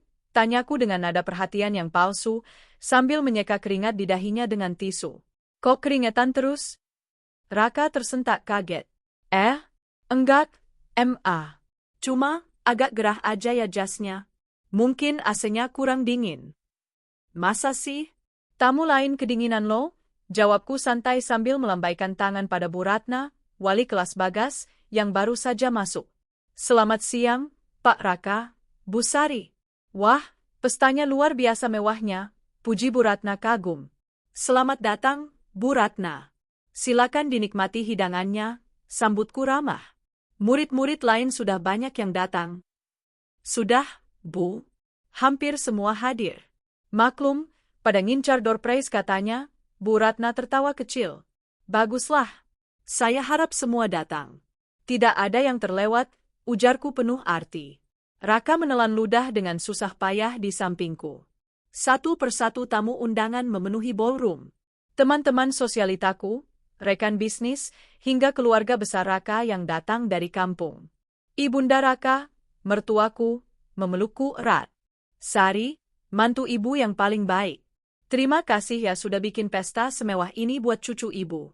Raka beruntung banget punya istri kayak kamu," ucap mertuaku tulus. Aku tersenyum miris. Ibu Raka adalah wanita baik-baik. Dia tidak tahu kalau anak kebanggaannya telah berubah menjadi monster bermuka dua. Hari ini, hati ibu tua ini juga akan kupatahkan. "Maafkan Sari, Bu. Tapi bangkai harus dibuka, betapapun baunya." "Iya, Bu. Doakan saja biar acaranya lancar sampai akhir," jawabku sambil mencium tangan beliau. Jam menunjukkan pukul 11 waktu Indonesia Barat. Acara sebentar lagi dimulai. MC kondang yang kusewa sudah naik ke panggung, mengecek mikrofon. Musik latar yang ceria mengalun. Tiba-tiba, Raka menegang. Tubuhnya kaku seperti patung. Matanya terbelalak menatap pintu masuk. Aku mengikuti arah pandangnya. Dan di sanalah dia. Sang primadona hari ini. Sarah Amalia. Dia tidak datang sendirian. Dia menggandeng Banyu. Penampilan Sarah hari ini sungguh memukau dalam artian yang negatif. Jika di sekolah dia berusaha tampil sederhana dan zuhud, hari ini dia tampil all out. Dia mengenakan gamis pesta berbahan satin silk berwarna emas mencolok yang membalut tubuhnya. Jilbabnya ditata dengan gaya turban modern, memperlihatkan leher jenjangnya yang dihiasi kalung emas tebal. Wajahnya dipoles make-up tebal, bulu mata palsu anti badai, dan lipstik merah menyala. Dan yang paling membuat darahku mendidih adalah tas yang dia jinjing. Sebuah Lady Dior mini berwarna hitam dengan gantungan emas. Aku kenal tas itu. Tas itu ada di daftar tagihan kartu kredit Raka bulan lalu seharga hampir 70 juta rupiah. Waktu itu Raka bilang tagihan itu untuk biaya entertain klien VIP. Ternyata klien VIP-nya adalah istri simpanannya sendiri. Sarah berjalan masuk dengan percaya diri, seolah dia adalah tamu kehormatan. Matanya berbinar melihat kemewahan di sekelilingnya. Dia berjalan seolah ballroom ini adalah miliknya. Banyu di sebelahnya tampak canggung dengan setelan jas mini yang persis, benar-benar persis, dengan jas yang dipakai Raka. Ya Tuhan, mereka bahkan memakai baju couple ayah anak tanpa sadar. Atau mungkin, Sarah yang sengaja membelikannya agar Raka senang, tanpa peduli risiko ketahuan. Kebodohan mereka sungguh di luar nalar. "Mas," bisikku di telinga Raka. "Itu teman kamu datang. Si Sarah." "Wah, dia cantik banget ya hari ini. Tasnya juga mahal loh, Lady Dior." "Hebat ya," katanya janda susah, tapi tasnya seharga mobil bekas. Raka tidak menjawab. Wajahnya pucat pasi, seputih kapas. Dia seperti orang yang mau pingsan. "Ayo kita sapa," ajakku sambil menarik lengan Raka yang lemas. "Jangan, gak usah." Cicit Raka menahan langkahku. "Loh, kenapa? Kan tamu harus disambut." "Apalagi dia sendirian," kasihan. Aku menyeret Raka, secara harfiah menyeretnya, menuju tempat Sarah berdiri di dekat meja prasmanan. Selamat datang, Bu Sarah, sapaku lantang. Sarah menoleh. Senyumnya merkah lebar, namun sedetik kemudian berubah menjadi kaget saat melihat Raka di sampingku. Dia mungkin tidak menyangka aku akan membawa Raka langsung ke hadapannya. Bu Sari. Selamat ulang tahun buat Bagas ya, Bu. Acaranya mewah sekali. Masya Allah, ucap Sarah, suaranya dibuat-buat kagum. Matanya melirik cepat ke arah Raka, memberikan kode rahasia, semacam kedipan genit yang menjijikkan. Raka hanya menunduk, tidak berani menatap mata Sarah apalagi Banyu. Terima kasih sudah datang lo, Bu. Wah, Banyu ganteng sekali hari ini. Jasnya bagus, beli di mana Bu? Kok kayaknya matching banget sama jas suami saya? Tanyaku polos sambil menunjuk jas Raka. Sarah tersentak. Dia baru sadar. Wajahnya memerah padam. Ini beli di Tanah Abang kok, Bu. Kebetulan aja mungkin modelnya pasaran. Oh, Tanah Abang. Kirain custom. Soalnya suami saya jahit di desainer lo ini. Berarti selera Bu Sarah tinggi ya, bisa nemu yang mirip di Tanah Abang, sindirku sambil tersenyum manis. Lalu mataku tertuju pada Banyu. Anak itu menatap Raka dengan mata bulatnya yang berbinar-binar. Mulut kecilnya terbuka, hendak memanggil sesuatu. Dengan sigap, Sarah mencubit lengan Banyu. Keras. Aku bisa melihat anak itu meringis kesakitan dan langsung diam. Diam ya nak. Jangan nakal, bisik Sarah tajam pada anaknya. Hatiku mencelos melihat Banyu. Dia hanyalah korban. Korban dari nafsu bapaknya dan keserakahan ibunya. Dia ingin memanggil ayahnya, tapi dipaksa bungkam demi sandiwara ibunya. Silakan dinikmati hidangannya, Bu Sarah. Oh ya, nanti jangan pulang dulu ya. Ada door prize mobil lo. Siapa tahu rezeki janda soleha? Ujarku menepuk bahu Sarah. Sarah tertawa canggung. Amin, siapa tahu ya, Bu. Rezeki anak soleh. Iya. Rezeki, atau azab. Kita lihat nanti, gumamku pelan, sangat pelan hingga Sarah tidak mendengarnya. Aku menarik Raka kembali ke panggung utama. Kamu lihat itu, Mas? Bisikku dingin. Anakmu mau manggil kamu, tapi dicubit ibunya. Kamu tega lihat anakmu disakiti begitu demi nutupin dosa kamu. Raka gemetar hebat. Udah aku nggak kuat. Aku mau ke toilet sebentar. Tahan. Aku mencengkeram lengannya kuat-kuat, kuku-kukuku menancap di balik jas mahalnya. Kamu berdiri di sini. Kamu jadi suami yang sempurna buat aku sampai acara selesai. Jangan coba-coba kabur, atau aku teriak sekarang juga di depan semua orang. Raka menatapku dengan tatapan horor. Dia baru menyadari satu hal, istrinya yang manis dan penurut sudah mati. Yang berdiri di sampingnya adalah malaikat pencabut nyawa. Hadirin sekalian, suara MC menggelegar memecah ketegangan kami. Selamat datang di pesta ulang tahun ke-7 Bagas Mahendra. Mari kita beri tepuk tangan yang meriah untuk keluarga bahagia kita, Bapak Raka dan Ibu Sari. Tepuk tangan membahana. Lampu sorot spotlight menyilaukan mata mengarah ke kami. Aku tersenyum lebar, melambaikan tangan Mbak Ratu sejagat. Di sampingku, Raka memaksakan senyum yang lebih mirip rintihan kesakitan. Di sudut sana, aku melihat Sarah sedang sibuk mengambil makanan dengan piring penuh, seolah dia tidak makan seminggu. Dia tertawa-tawa dengan ibu-ibu lain, memamerkan tas Diornya. Dia merasa sudah aman. Dia merasa sudah berhasil masuk ke lingkaran elit tanpa ketahuan. Nikmatilah, Sarah. Makanlah yang kenyang. Karena itu akan menjadi makanan mewah terakhirmu sebelum kamu memakan bangkai kehinaanmu sendiri. Baiklah, sebelum kita tiup lilin, Ibu Sari ada persembahan spesial, sebuah video kenangan untuk kita semua. Katanya video ini sangat menyentuh hati. Benar begitu, Bu Sari? Tanya MC. Aku mengambil mikrofon. Benar sekali. Video ini adalah rangkuman, cinta, dan kejujuran di keluarga kami. Saya ingin semua orang melihat betapa berwarnanya hidup suami saya.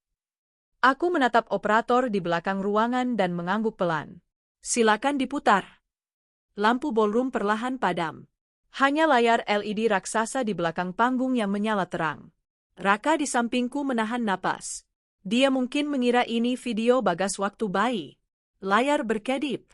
Hitungan mundur dimulai. 3, 2, 1. Musik orkestra yang dramatis mulai mengalun. Wajah para tamu menengadah ke layar dengan antusias. Sarah di kejauhan menghentikan suapannya, ikut menonton. Aku mundur selangkah, memberi ruang bagi kebenaran untuk tampil. Saatnya pertunjukan sesungguhnya dimulai. Layar LED berukuran 4x6 meter itu mulai berpendar. Awalnya, sesuai skenario pembuka yang manis, muncul kompilasi foto Bagas dari bayi hingga masuk SD. Foto Bagas belajar jalan, Bagas bermain bola, dan Bagas meniup lilin tahun lalu. Oh lucunya? Ganteng ya kayak papanya? Komentar-komentar positif terdengar dari para tamu.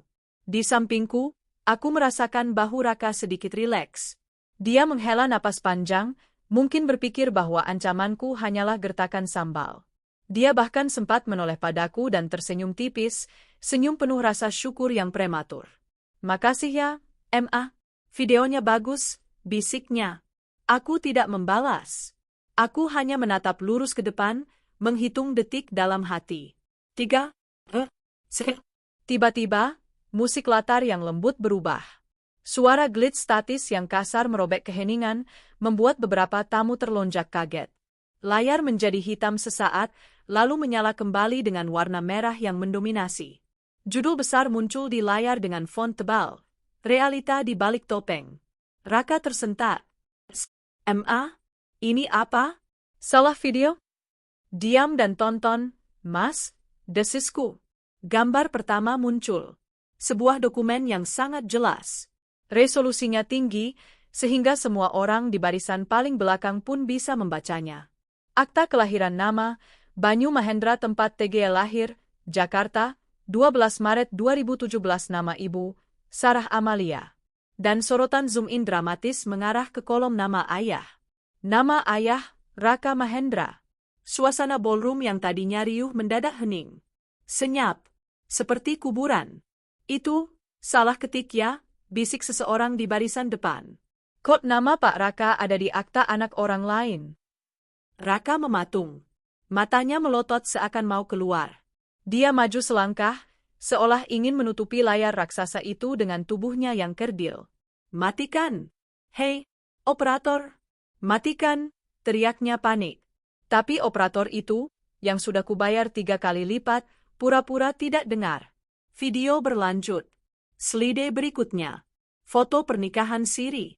Raka memakai peci hitam, Sarah memakai kebaya putih sederhana tapi riasannya tebal. Mereka duduk bersanding di depan penghulu. Mereka memamerkan buku nikah siri sambil tersenyum lebar. Tanggal di foto itu menunjukkan Agustus 2016. Saat itu aku sedang hamil Bagas 4 bulan. Itu kan Pak Raka? Sama siapa itu? Bukan Bu Sari kan? Bisik-bisik berubah menjadi dengungan lebah yang marah. Matikan! Sari, apa-apaan ini? Raka berbalik mencengkeram bahuku. Wajahnya merah padam, urat lehernya menonjol. Aku menepis tangannya dengan kasar. Aku mengambil mikrofon. Suaraku menggema di seluruh ruangan, menembus kepanikan Raka. Tenang, Bapak Ibu. Jangan kaget dulu. Masih banyak yang harus dilihat. Aku menunjuk ke layar. Video CCTV. Rekaman Raka memarkir mobil di rumah Sarah. Rekaman Raka mencium Sarah di teras. Rekaman mereka tertawa bahagia sambil menggendong Banyu. Lihatlah, ujarku lantang. Laki-laki yang kalian kenal sebagai suami setia, ayah teladan, ternyata punya rumah kedua. Rumah yang dibeli pakai uang siapa? Uang perusahaan warisan ayah saya. Slide berganti lagi. Kali ini deretan bukti transfer bank. Mutasi rekening koran Raka terpampang jelas. Transfer ke Sarah Amalia, 20 juta rupiah, uang belanja transfer ke Sarah Amalia, 15 juta rupiah, bayar dokter pembelian perhiasan di Frank Co, 45 juta rupiah. Nominal-nominal fantastis itu membuat tamu-tamu ternganga. Gila itu uang semua?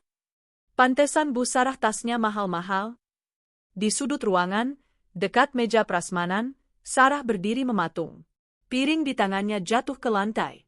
Prang! Suara pecahan piring itu menarik perhatian semua orang. Sorot lampu spotlight yang tadinya mengarah ke panggung, tiba-tiba bergerak. Operator mengarahkannya tepat ke wajah Sarah yang pucat pasi. Dia terpapar, terbuka, telanjang di hadapan ratusan pasang mata yang menghakimi. Itu dia, teriak salah satu ibu-ibu arisan yang mengenalinya dari foto di layar. Itu pelakornya. Sarah gemetar hebat. Dia mencoba menutupi wajahnya dengan tas Dior mahalnya, tapi percuma. Banyu di sampingnya mulai menangis karena kaget dan takut melihat ibunya panik. Sari, cukup. Kamu gila? Kamu mempermalukan aku. Raka berteriak histeris, mencoba merebut mikrofon dariku. Aku mundur selangkah, menatapnya dengan jijik. Aku yang mempermalukan kamu? Atau kamu yang mempermalukan dirimu sendiri, Mas? Balasku tenang tapi tajam. Kamu selingkuh saat aku hamil. Kamu ambil uang perusahaanku buat biayai perempuan itu. Kamu kira aku bodoh? Kamu kira aku diam saja selama ini? Tapi nggak begini caranya. Kita bisa bicara di rumah. Raka memelas, air mata mulai menggenang di matanya, air mata buaya. Bicara di rumah? Aku tertawa sinis. Sudah terlambat, Mas. Kamu bawa perempuan itu dan anak harammu ke pestaku. Kamu injak-injak harga diriku di rumahku sendiri. Sekarang, terimalah panggung yang kamu ciptakan. Aku kembali menoleh ke arah Sarah yang kini dikerubungi ibu-ibu. Beberapa ibu-ibu yang emosi mulai melontarkan kata-kata pedas. Heh, perempuan gatel. Berani banget ya datang ke sini. Muka tembok. Pantesan gayanya selangit, ternyata duit hasil nyolong laki orang. Sarah mundur ketakutan, menabrak meja prasmanan hingga minuman tumpah mengotori gamis emasnya. Bukan salah saya. Mas Raka yang bilang dia nggak bahagia? Sarah mencoba membela diri dengan suara bergetar. Jangan bawa-bawa ketidakbahagiaan, potongku lewat mikrofon. Kalau Raka nggak bahagia, dia bisa ceraikan saya dulu baru nikah sama kamu. Bukan main belakang, makan uang saya, dan pura-pura jadi orang suci. Sarah terdiam. Dia melihat sekeliling, mencari jalan keluar. Tapi pintu ballroom sudah dijaga ketat oleh security. Tidak ada jalan keluar. Dia terperangkap dalam kandang singa. Banyu, anak kecil itu, semakin histeris. Dia melihat Raka di panggung. Instingnya bekerja. Dia lepas dari pegangan Sarah dan berlari membelah kerumunan. Langkah kaki kecilnya terdengar jelas di tengah keheningan yang mencekam setelah teriakanku tadi. Dia berlari menuju panggung. Menuju satu-satunya sosok laki-laki yang dia kenal sebagai pelindung. Ayah! Teriakan itu menyayat hati.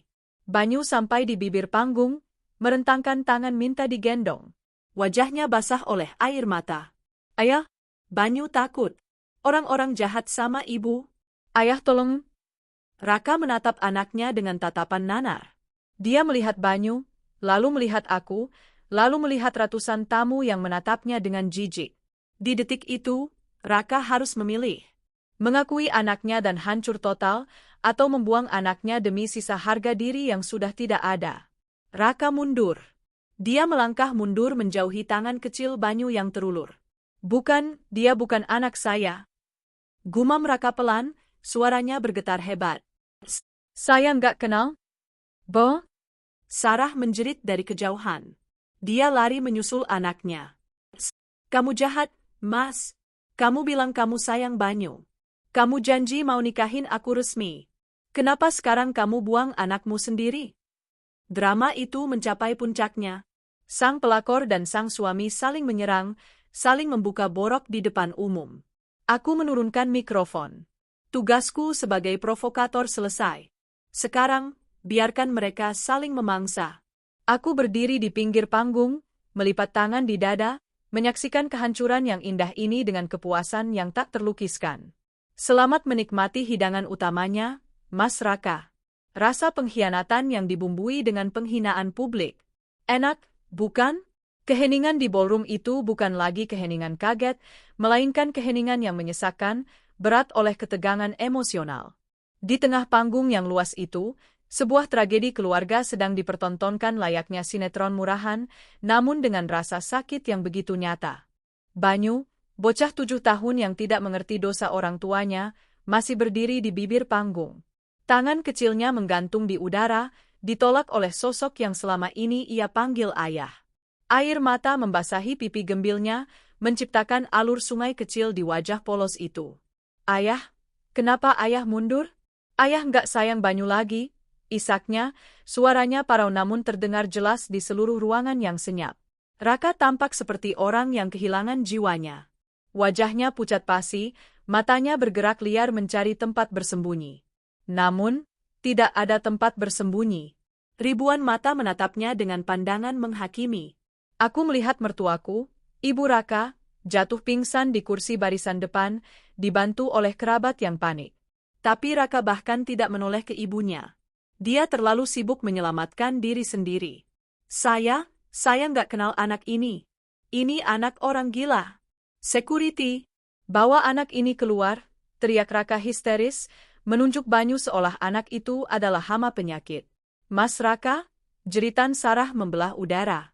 Wanita itu berlari ke depan panggung, mengabaikan cemoohan orang-orang yang mencoba menghalanginya. Dia memanjat panggung dengan susah payah karena gaun panjangnya, lalu langsung memeluk Banyu erat-erat.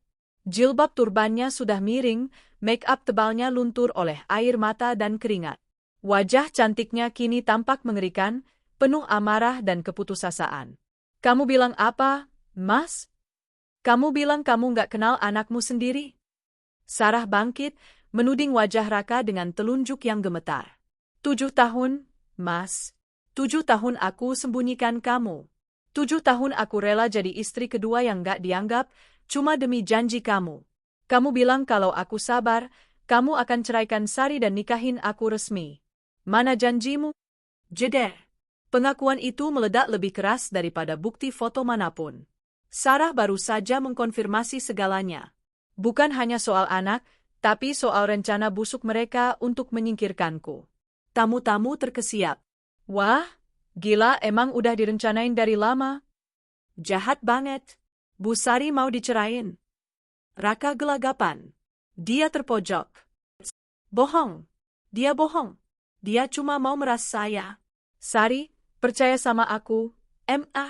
Perempuan ini stres. Aku tertawa. Tawa yang dingin dan kering. Cukup, Mas. Potongku tenang. Aku melangkah maju, berdiri di antara Raka dan Sarah. Posisi yang sangat simbolis. Sang istri sah di tengah, menjadi hakim bagi suami pengkhianat dan pelakor serakah. Sarah, panggilku datar. Sarah menoleh padaku, matanya nyalang. Apa? Puas kamu sekarang? Puas mempermalukan kami? Sangat puas, jawabku jujur.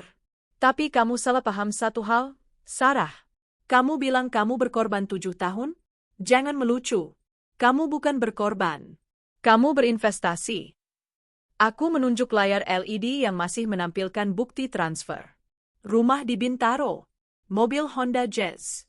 Tas Dior. Perhiasan. Itu bukan pengorbanan, Sarah. Itu bayaran. Kamu menjual harga dirimu seharga materi itu. Dan Raka dia membelinya dengan uangku. Sarah terdiam, bibirnya bergetar. Dan kamu, Raka? Aku berbalik menatap suamiku. Kamu bilang dia stres? Kamu bilang gak kenal anak ini? Padahal di video tadi kamu gendong dia sambil ketawa-ketawa. Kamu itu bukan cuma peselingkuh, Mas. Kamu itu pengecut. Bancinya laki-laki. Berani berbuat, tapi nggak berani bertanggung jawab saat ketahuan. Bahkan anak darah dagingmu sendiri kamu buang demi menyelamatkan muka di depan orang kaya. Kata-kataku menampar telak harga dirinya. Ayah? Banyu kembali merintih pelan dari pelukan Sarah. Banyu mau pulang? Banyu nggak mau di sini. Mendengar suara anaknya, pertahanan Sarah runtuh. Dia menangis meraung-raung, memeluk anaknya. Maafin ibu, nak. Maafin ibu. Adegan itu memancing emosi para ibu-ibu tamu undangan. Tapi bukan simpati yang muncul, melainkan kemarahan kolektif. Bagi kaum ibu, melihat seorang wanita menghancurkan rumah tangga wanita lain adalah dosa besar. Tapi melihat seorang ayah membuang anaknya sendiri, itu adalah kejahatan yang tak termaafkan. Tiba-tiba, sebuah gelas plastik melayang dari arah penonton. Buk! Gelas itu mengenai bahu Sarah. Dasar pelakor nggak tahu diri, teriak seorang ibu. Pergi san, ngotorin pemandangan aja. Suasana mulai rusuh. Beberapa tamu yang emosi mulai melemparkan sisa makanan ke panggung. Sarah menjerit, melindungi Banyu dengan tubuhnya. Raka mundur ketakutan, berlindung di balik tiang dekorasi. Hentikan, teriakku lewat mikrofon. Suaraku tegas, menghentikan aksi anarkis itu. Jangan kotori tangan kalian, ujarku pada para tamu. Mereka tidak pantas disentuh oleh kalian. Biarkan hukum dan karma yang bekerja. Aku memberi kode pada kepala keamanan hotel yang sudah bersiap di samping panggung. Pak, tolong amankan wanita ini dan anaknya. Bawa keluar dari hotel ini. Jangan biarkan mereka mengambil apapun, termasuk sisa makanan di piring mereka. Security bertubuh kekar langsung naik ke panggung, menarik lengan Sarah dengan kasar. Ayo, Bu. Keluar. Lepaskan. Saya bisa jalan sendiri. Sarah meronta, tapi tenaganya kalah jauh. Dia diseret turun panggung seperti maling tertangkap basah. Banyu menangis histeris, kakinya terseret-seret mengikuti ibunya. Saat melewati kerumunan tamu untuk menuju pintu keluar, Sarah mendapat hadiah terakhir. Seseorang menarik ujung jilbab turbannya hingga terlepas, memperlihatkan rambutnya yang berantakan. Tuh kan, palsu semua, jilbab cuma buat kedok. Penipu. Sarah menutupi kepalanya dengan tangan, berjalan menunduk sambil menangis diiringi sorakan, dari ratusan orang. Itu adalah walk of shame yang akan dia ingat seumur hidupnya. Kini, tinggal Raka sendirian di panggung bersamaku. Dia menatap kepergian Sarah dengan pandangan kosong, lalu menatapku dengan mata memelas. Dia pikir, dengan perginya Sarah, masalah selesai. Dia pikir dia bisa membujukku. Raka mendekatiku, hendak meraih tanganku. Syukurlah pengganggu itu sudah pergi. Sekarang tinggal kita berdua. Aku janji, aku bakal perbaiki semuanya. Aku hilaf, Ma. Sumpah, itu cuma masa lalu. Aku menatap tangannya yang terulur. Tangan yang dulu sangat kuhormati, kini terlihat menjijikkan. Mas, ucapku pelan. Ya, sayang, kamu maafin aku kan? Demi Bagas? Raka mulai membawa nama anak sebagai tameng terakhirnya. Aku tersenyum miring. Demi Bagas, aku akan pastikan kamu tidak punya akses sedikitpun ke harta yang seharusnya jadi hak dia. Aku mengeluarkan sebuah amplop coklat dari balik podium MC. Ini surat gugatan cerai. Sudah ditandatangani oleh pengacaraku. Dan ini, aku mengeluarkan map lain. Surat pemecatan tidak hormat dari PT Citra Mandiri atas tuduhan penggelapan dana perusahaan dan pelanggaran kode etik berat. Mata Raka membelalak. Pemecatan? Kamu nggak bisa pecat aku. Aku direktur utama. Kamu direktur utama karena aku yang menunjukmu. Dan aku, sebagai pemegang saham pengendali, berhak mencopotmu detik ini juga. Jawabku dingin. Kamu pikir kamu siapa tanpa aku, Raka? Kamu lupa? Rumah yang kita tempati? Itu rumah warisan Papa. Mobil Fortuner kamu? Aset kantor? Kartu kredit di dompetmu? Semua suplementari dari rekeningku. Baju yang kamu pakai sekarang? Aku yang bayar. Aku maju selangkah, menatap matanya dalam-dalam. Detik ini juga, kamu bukan lagi suamiku. Kamu bukan lagi bos. Kamu hanyalah Raka, anak kampung yang beruntung dapat beasiswa, yang menyanyiakan kesempatan emas yang dikasih Tuhan lewat aku. Sari, jangan begini, aku nggak punya apa-apa. Raka mulai menangis. Kali ini tangisannya nyata. Tangisan ketakutan akan kemiskinan. Security, panggilku lagi. Ya, Bu Sari.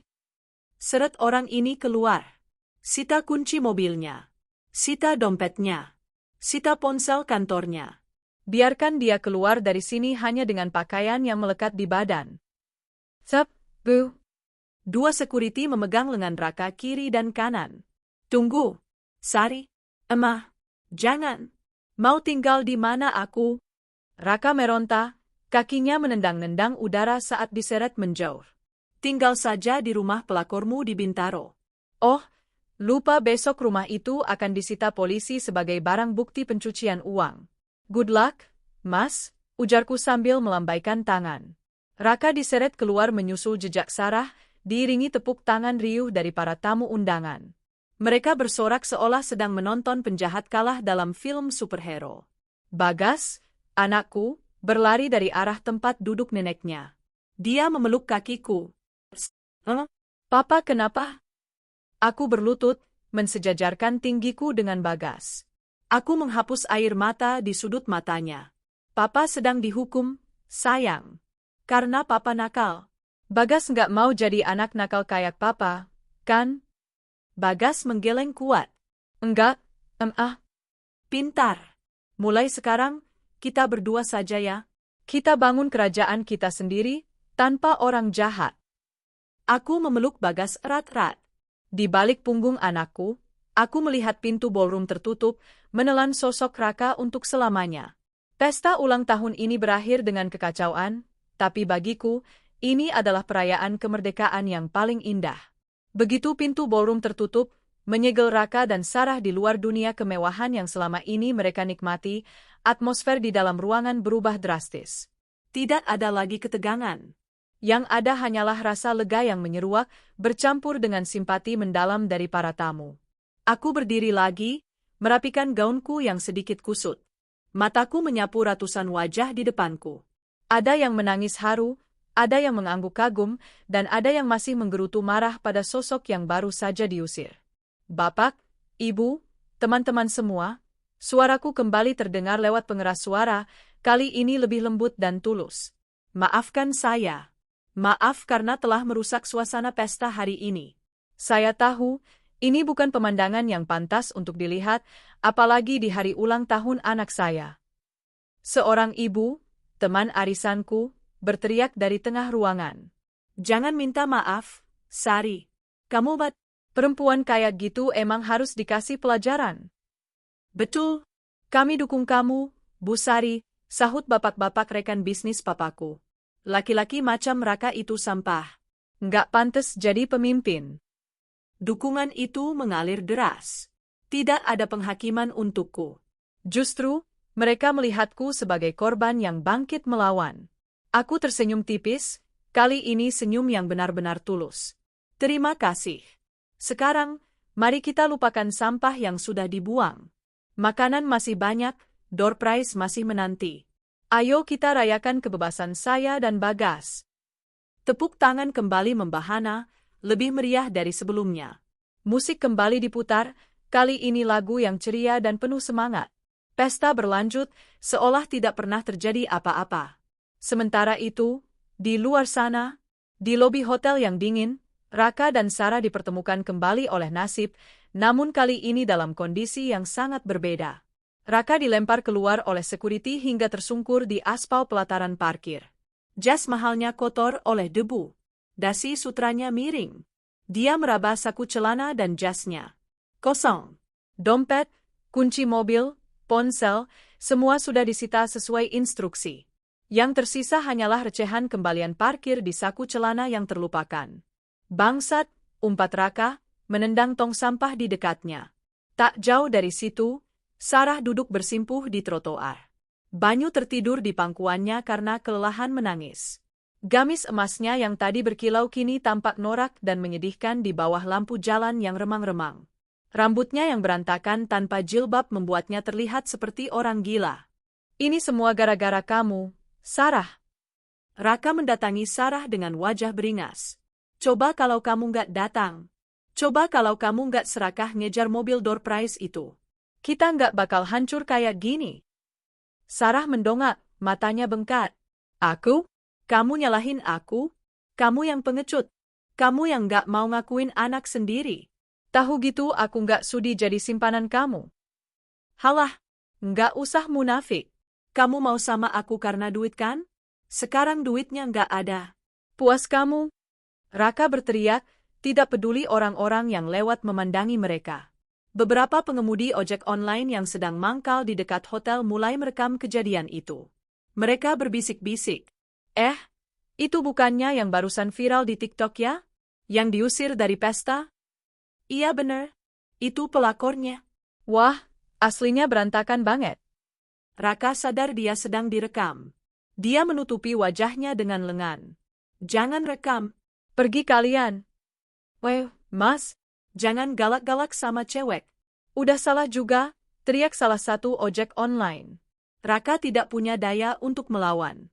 Dia mencoba memesan taksi online, tapi dia baru sadar ponselnya sudah disita. Dia menoleh ke Sarah. Pinjam HP kamu, bentak Raka. Nggak ada kuota. Pulsaku habis, jawab Sarah ketus. Mereka berdua terdampar.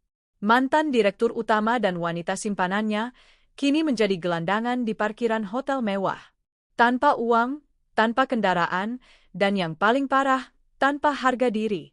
Akhirnya, mereka terpaksa berjalan kaki keluar dari area hotel menuju jalan raya, berharap bisa menyetop taksi dan membayarnya nanti di tujuan, itu pun kalau ada taksi yang mau mengangkut penumpang dengan penampilan sekacau itu. Di sepanjang jalan, Sarah terus menangis. Raka berjalan cepat di depan, meninggalkan anak dan istrinya jauh di belakang. Gambaran keluarga harmonis yang mereka pamerkan di video tadi pagi kini hancur berkeping-keping. Keesokan harinya, badai sesungguhnya baru saja dimulai. Video kejadian di ballroom viral dalam semalam. Salah satu tamu, entah siapa, tapi aku berterima kasih padanya, mengunggah momen saat Banyu memanggil, ayah, dan Raka menolaknya.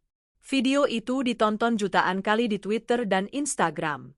Tagar ayah pengecut dan pelakor Bintaro menjadi trending topik. Wajah Raka dan Sarah terpampang di mana-mana. Netizen Indonesia yang terkenal kejam mulai bergerak. Mereka menemukan akun media sosial Sarah yang lupa dia kunci dan membanjirinya dengan hujatan. Foto-foto lamanya dikuliti. Tapi aku tidak punya waktu untuk memantau media sosial. Aku punya misi lain. Pagi-pagi sekali, aku datang ke rumah Sarah di Bintaro. Tentu saja tidak sendirian. Aku membawa pengacara, 2 orang polisi, dan beberapa orang berbadan tegap dari perusahaan keamanan. Rumah itu tampak sepi. Honda Jazz merah masih terparkir di garasi. Gedor, perintahku. Orang-orangku menggedor pagar besi itu dengan keras. Buka. Atas nama hukum, buka. Tak lama, Raka keluar dengan wajah bantal. Dia masih memakai kemeja kotor sisa semalam. Matanya merah kurang tidur. Saat melihatku, ada kilatan harapan di matanya. Sari, kamu datang, kamu mau jemput aku kan? Aku tahu kamu nggak tega. Raka berlari kecil ke arah pagar. Aku menatapnya dari balik kacamata hitamku. Buka gerbangnya. Kami mau menyita aset. Wajah Raka berubah kecut. Menyita? Tapi ini kan rumah.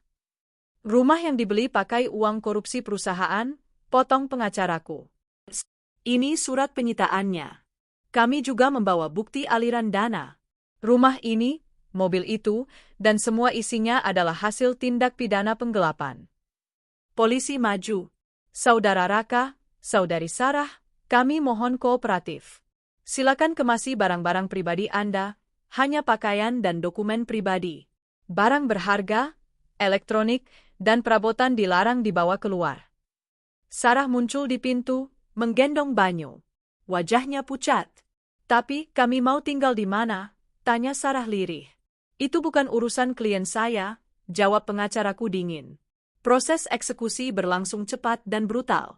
Tetangga-tetangga mulai berkerumun.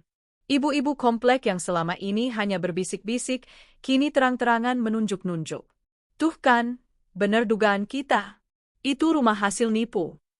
Pantesan suaminya datangnya malam doang. Simpenan ternyata. Sarah menunduk malu, memasukkan baju-baju ke dalam tas kresek besar karena koper-koper mahalnya, yang juga dibeli pakai uangku, ikut disita. Dia menangis sesenggukan. Raka hanya duduk lemas di teras, meratapi nasib. Saat mereka keluar dari pagar rumah dengan menenteng tas plastik hitam layaknya pengungsi, sorakan warga pecah. Pergi sana. Ngotorin kampung kita aja. Dasar pelakor. Nggak punya mal. Banyu menangis ketakutan melihat orang-orang yang marah. Sarah memeluk anaknya, mencoba melindunginya dari tatapan benci tetangga. Raka berjalan menunduk, tidak berani mengangkat wajah. Aku berdiri di samping mobilku, menyaksikan parade kehinaan itu. Raka sempat berhenti di depanku. Sari, setidaknya kasih aku uang pegangan. 100.000 aja. Buat makan, pintanya. Memelas. Direktur yang kemarin berjas jutaan rupiah, kini mengemis 100.000 perak. Aku membuka dompetku. Mengambil selembar uang 50.000. Ini. Anggap saja sedekah untuk pengemis. Cukup untuk naik angkot ke terminal. Pergilah yang jauh. Aku melempar uang itu ke tanah.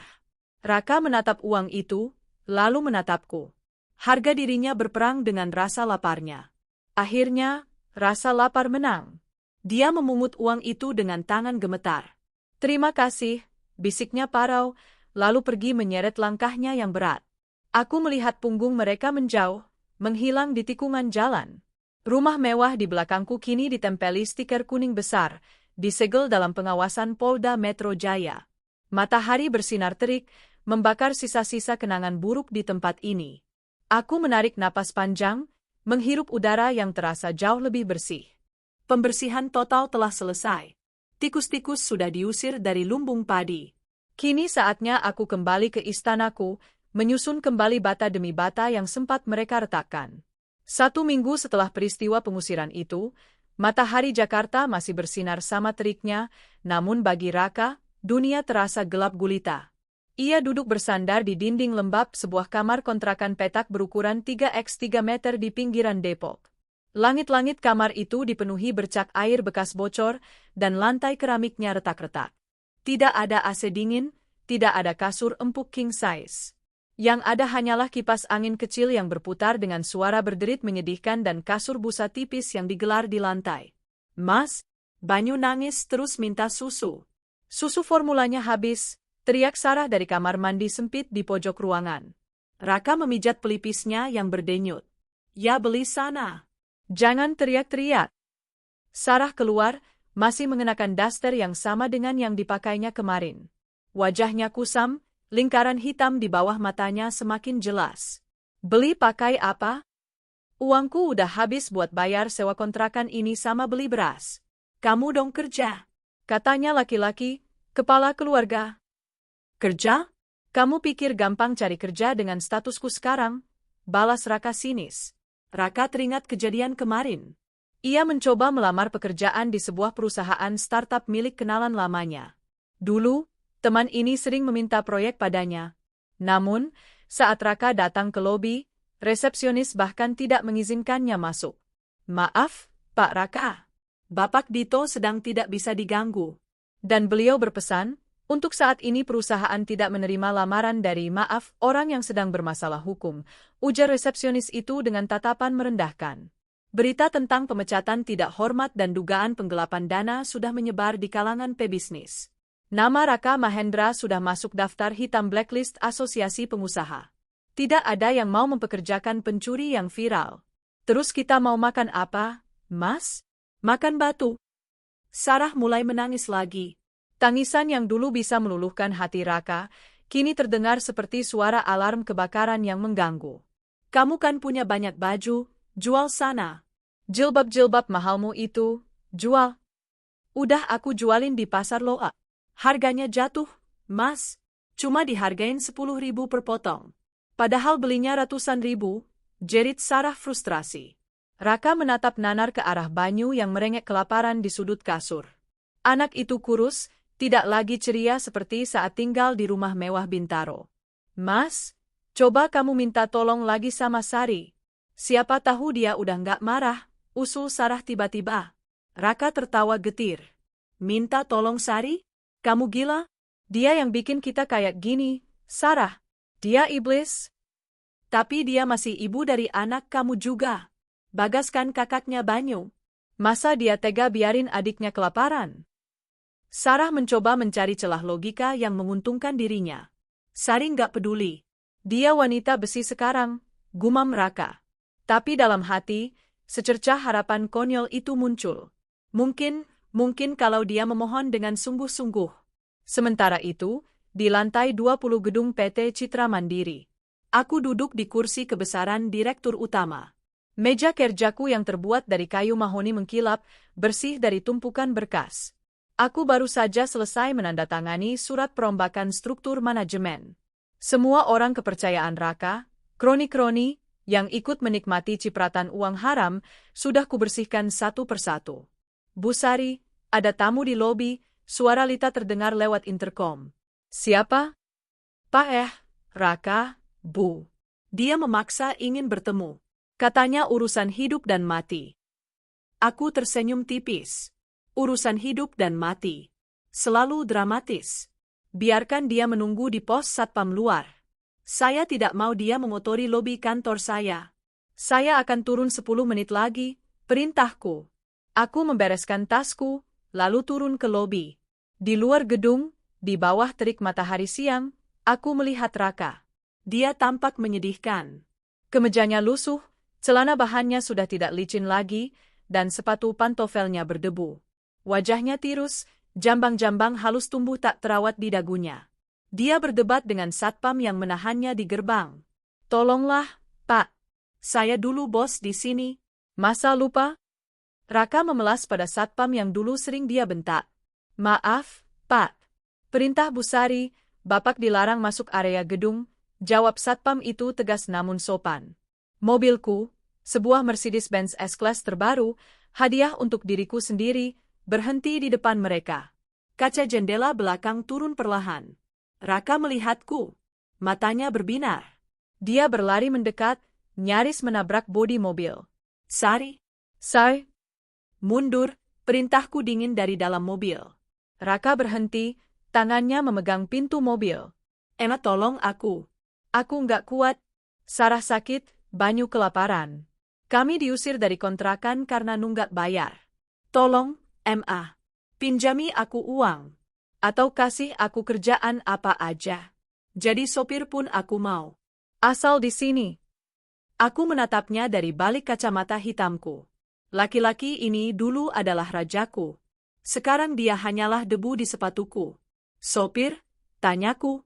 Sopir-sopir di sini harus punya SKCK bersih, Raka. Kamu punya catatan kriminal penggelapan dana. Siapa yang mau mempekerjakan maling?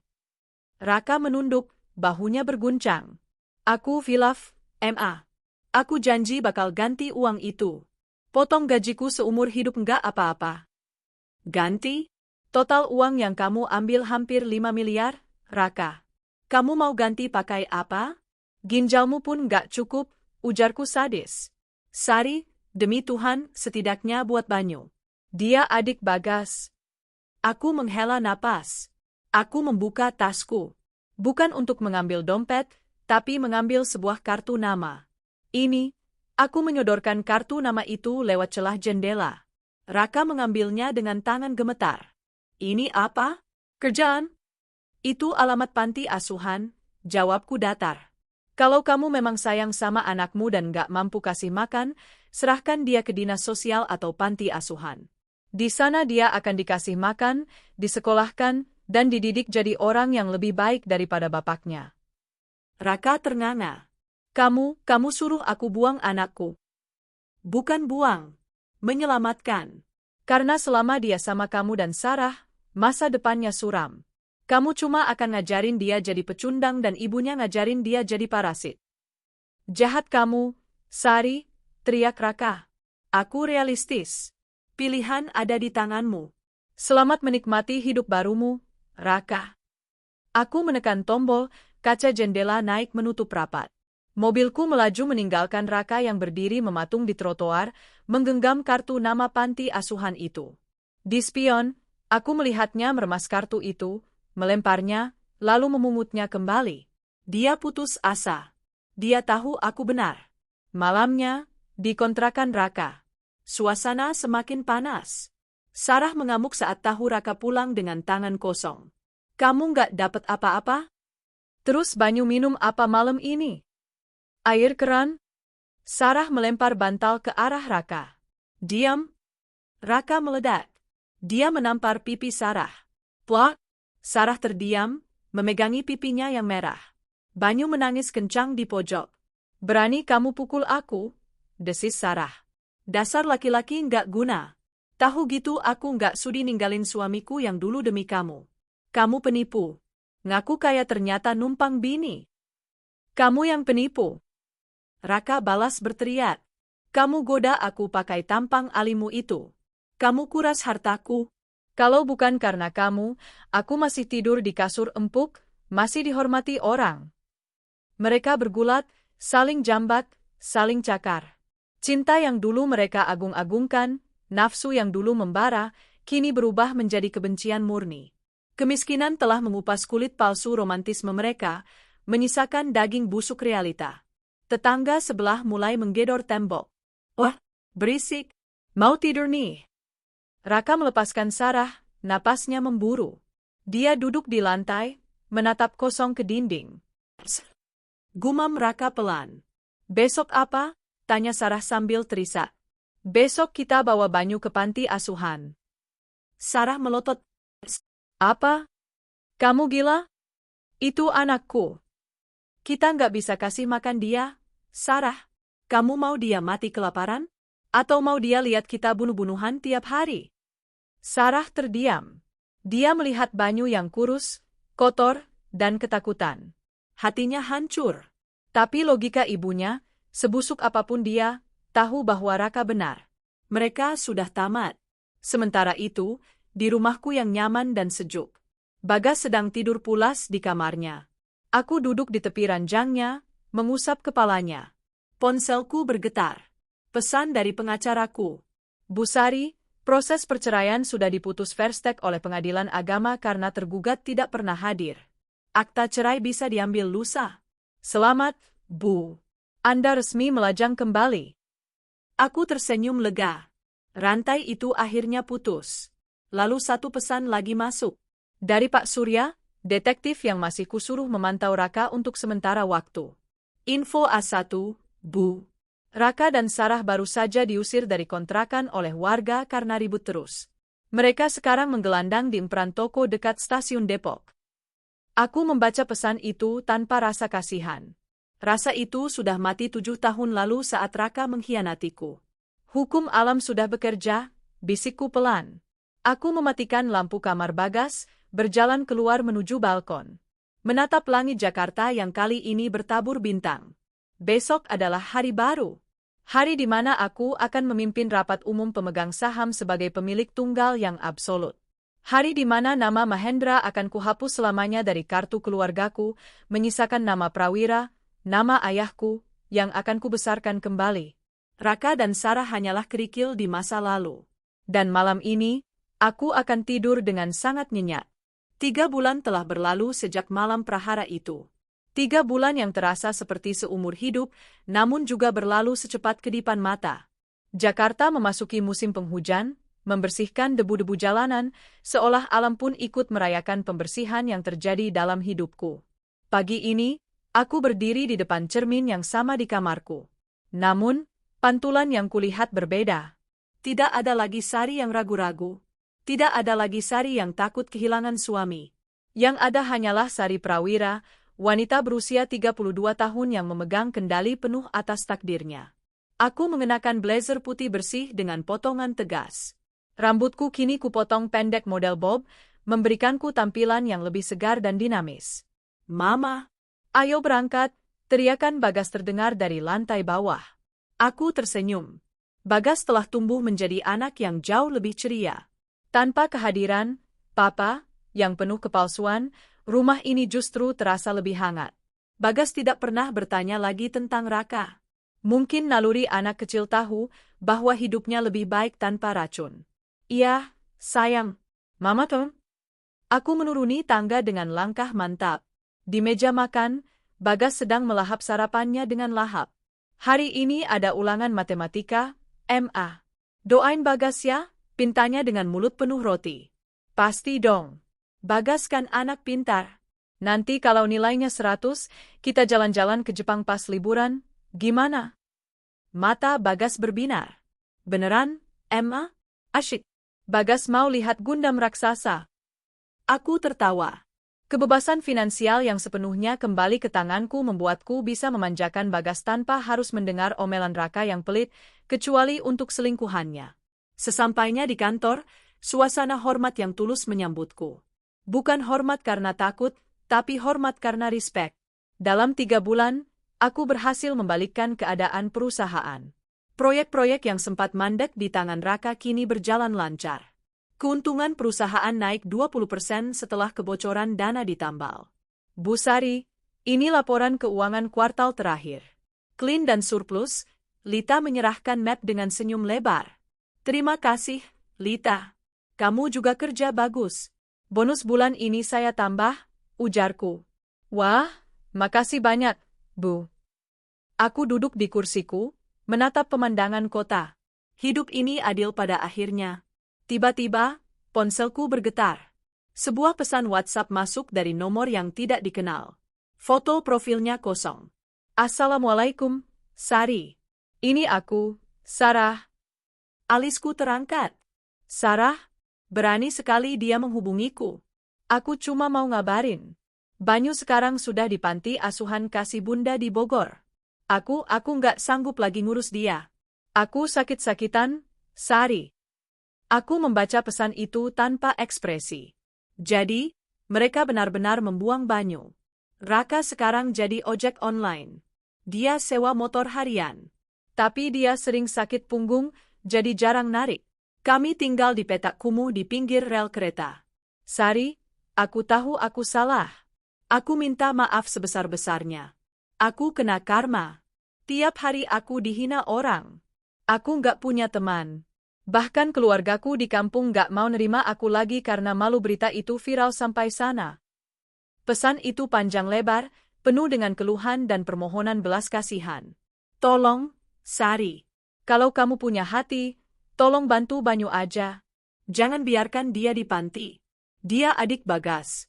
Ambil dia, Sari. Didik dia. Aku ikhlas. Aku nggak pantas jadi ibunya. Aku tertegun. Sarah menyerahkan anaknya padaku? Wanita yang dulu begitu sombong merebut suamiku, kini menyerahkan darah dagingnya sendiri karena tidak mampu memberinya makan. Aku merenung sejenak. Banyu tidak bersalah. Dia hanyalah korban dari 2 orang tua yang bobrok moralnya. Aku membalas pesan itu dengan singkat. Saya akan urus Banyu. Tapi bukan karena permintaanmu. Saya urus dia karena dia manusia yang tidak berdosa. Dan ingat satu hal, jangan pernah menampakkan wajahmu atau Raka di hadapan Banyu lagi. Anggap kalian sudah mati. Sen. Lalu aku memblokir nomor itu. Siangnya, aku menyuruh asisten pribadiku dan sopir untuk pergi ke panti asuhan di Bogor. Aku mengatur agar Banyu dipindahkan ke asrama sekolah swasta terbaik di luar kota yang memiliki fasilitas boarding school. Aku akan membiayai semua pendidikannya sampai kuliah. Aku tidak akan membawanya ke rumah ini. Itu akan terlalu menyakitkan bagi Bagas dan diriku sendiri, tapi aku akan memastikan dia tumbuh menjadi manusia yang berguna, jauh dari pengaruh orang tua kandungnya. Itu adalah balas dendam terbaikku. Menjadikan anak mereka sukses tanpa campur tangan mereka sedikitpun. Biar kelak, saat Banyu sukses, Raka dan Sarah hanya bisa melihat dari jauh dengan penyesalan yang membunuh. Sore harinya, saat dalam perjalanan pulang, mobilku berhenti di lampu merah perempatan besar Jakarta. Hujan mulai turun rintik-rintik. Di sela-sela mobil yang macet, aku melihat seorang pengemudi ojek online dengan jaket hijau yang sudah luntur warnanya. Dia sedang berteduh di bawah flyover, memakan nasi bungkus dengan lahap di atas motornya. Wajahnya tertutup helm yang kaca depannya sudah buram, tapi aku mengenali postur tubuh itu. Bahu yang merosot, tangan yang kurus. Itu Raka. Dia tampak tua. Sangat tua. Padahal usianya baru 35 tahun. Wajahnya kusam terbakar matahari, tidak ada lagi Raka yang glowing perawatan klinik mahal. Dia makan dengan tangan kotor, sesekali mengelap keringat dengan lengan jaketnya yang dekil. Di belakang motornya, tertempel stiker, pejuang nafkah keluarga. Ironis. Dulu dia punya keluarga yang sempurna dan nafkah yang melimpah, tapi dia sia-siakan. Sekarang dia berjuang demi nafkah receh untuk menghidupi wanita yang bahkan sudah tidak dia cintai lagi. Lampu hijau menyala. Sopirku melajukan mobil pelan. Aku tidak membuka kaca jendela. Aku tidak menyapanya. Aku hanya menatapnya sekilas, lalu memalingkan wajah ke depan. Tidak ada rasa benci, tidak ada rasa cinta. Yang ada hanyalah rasa indifferent, masa bodoh. Dia sudah menjadi orang asing bagiku. Mobilku melaju kencang, meninggalkan Raka yang masih berteduh di bawah jembatan, terjebak dalam hujan dan kemiskinan yang dia ciptakan sendiri. Aku sampai di rumah. Bagas menyambutku dengan pelukan hangat. Mama pulang. Hai, jagoan. Yuk, kita makan malam. Mama bawa pizza kesukaan kamu. Malam itu, kami makan dengan penuh tawa. Rumah besar ini tidak lagi terasa sepi. Dinding-dindingnya tidak lagi menyimpan rahasia. Udara di dalamnya bersih dari kebohongan. Aku, Sari Prawira, telah memenangkan pertempuran ini.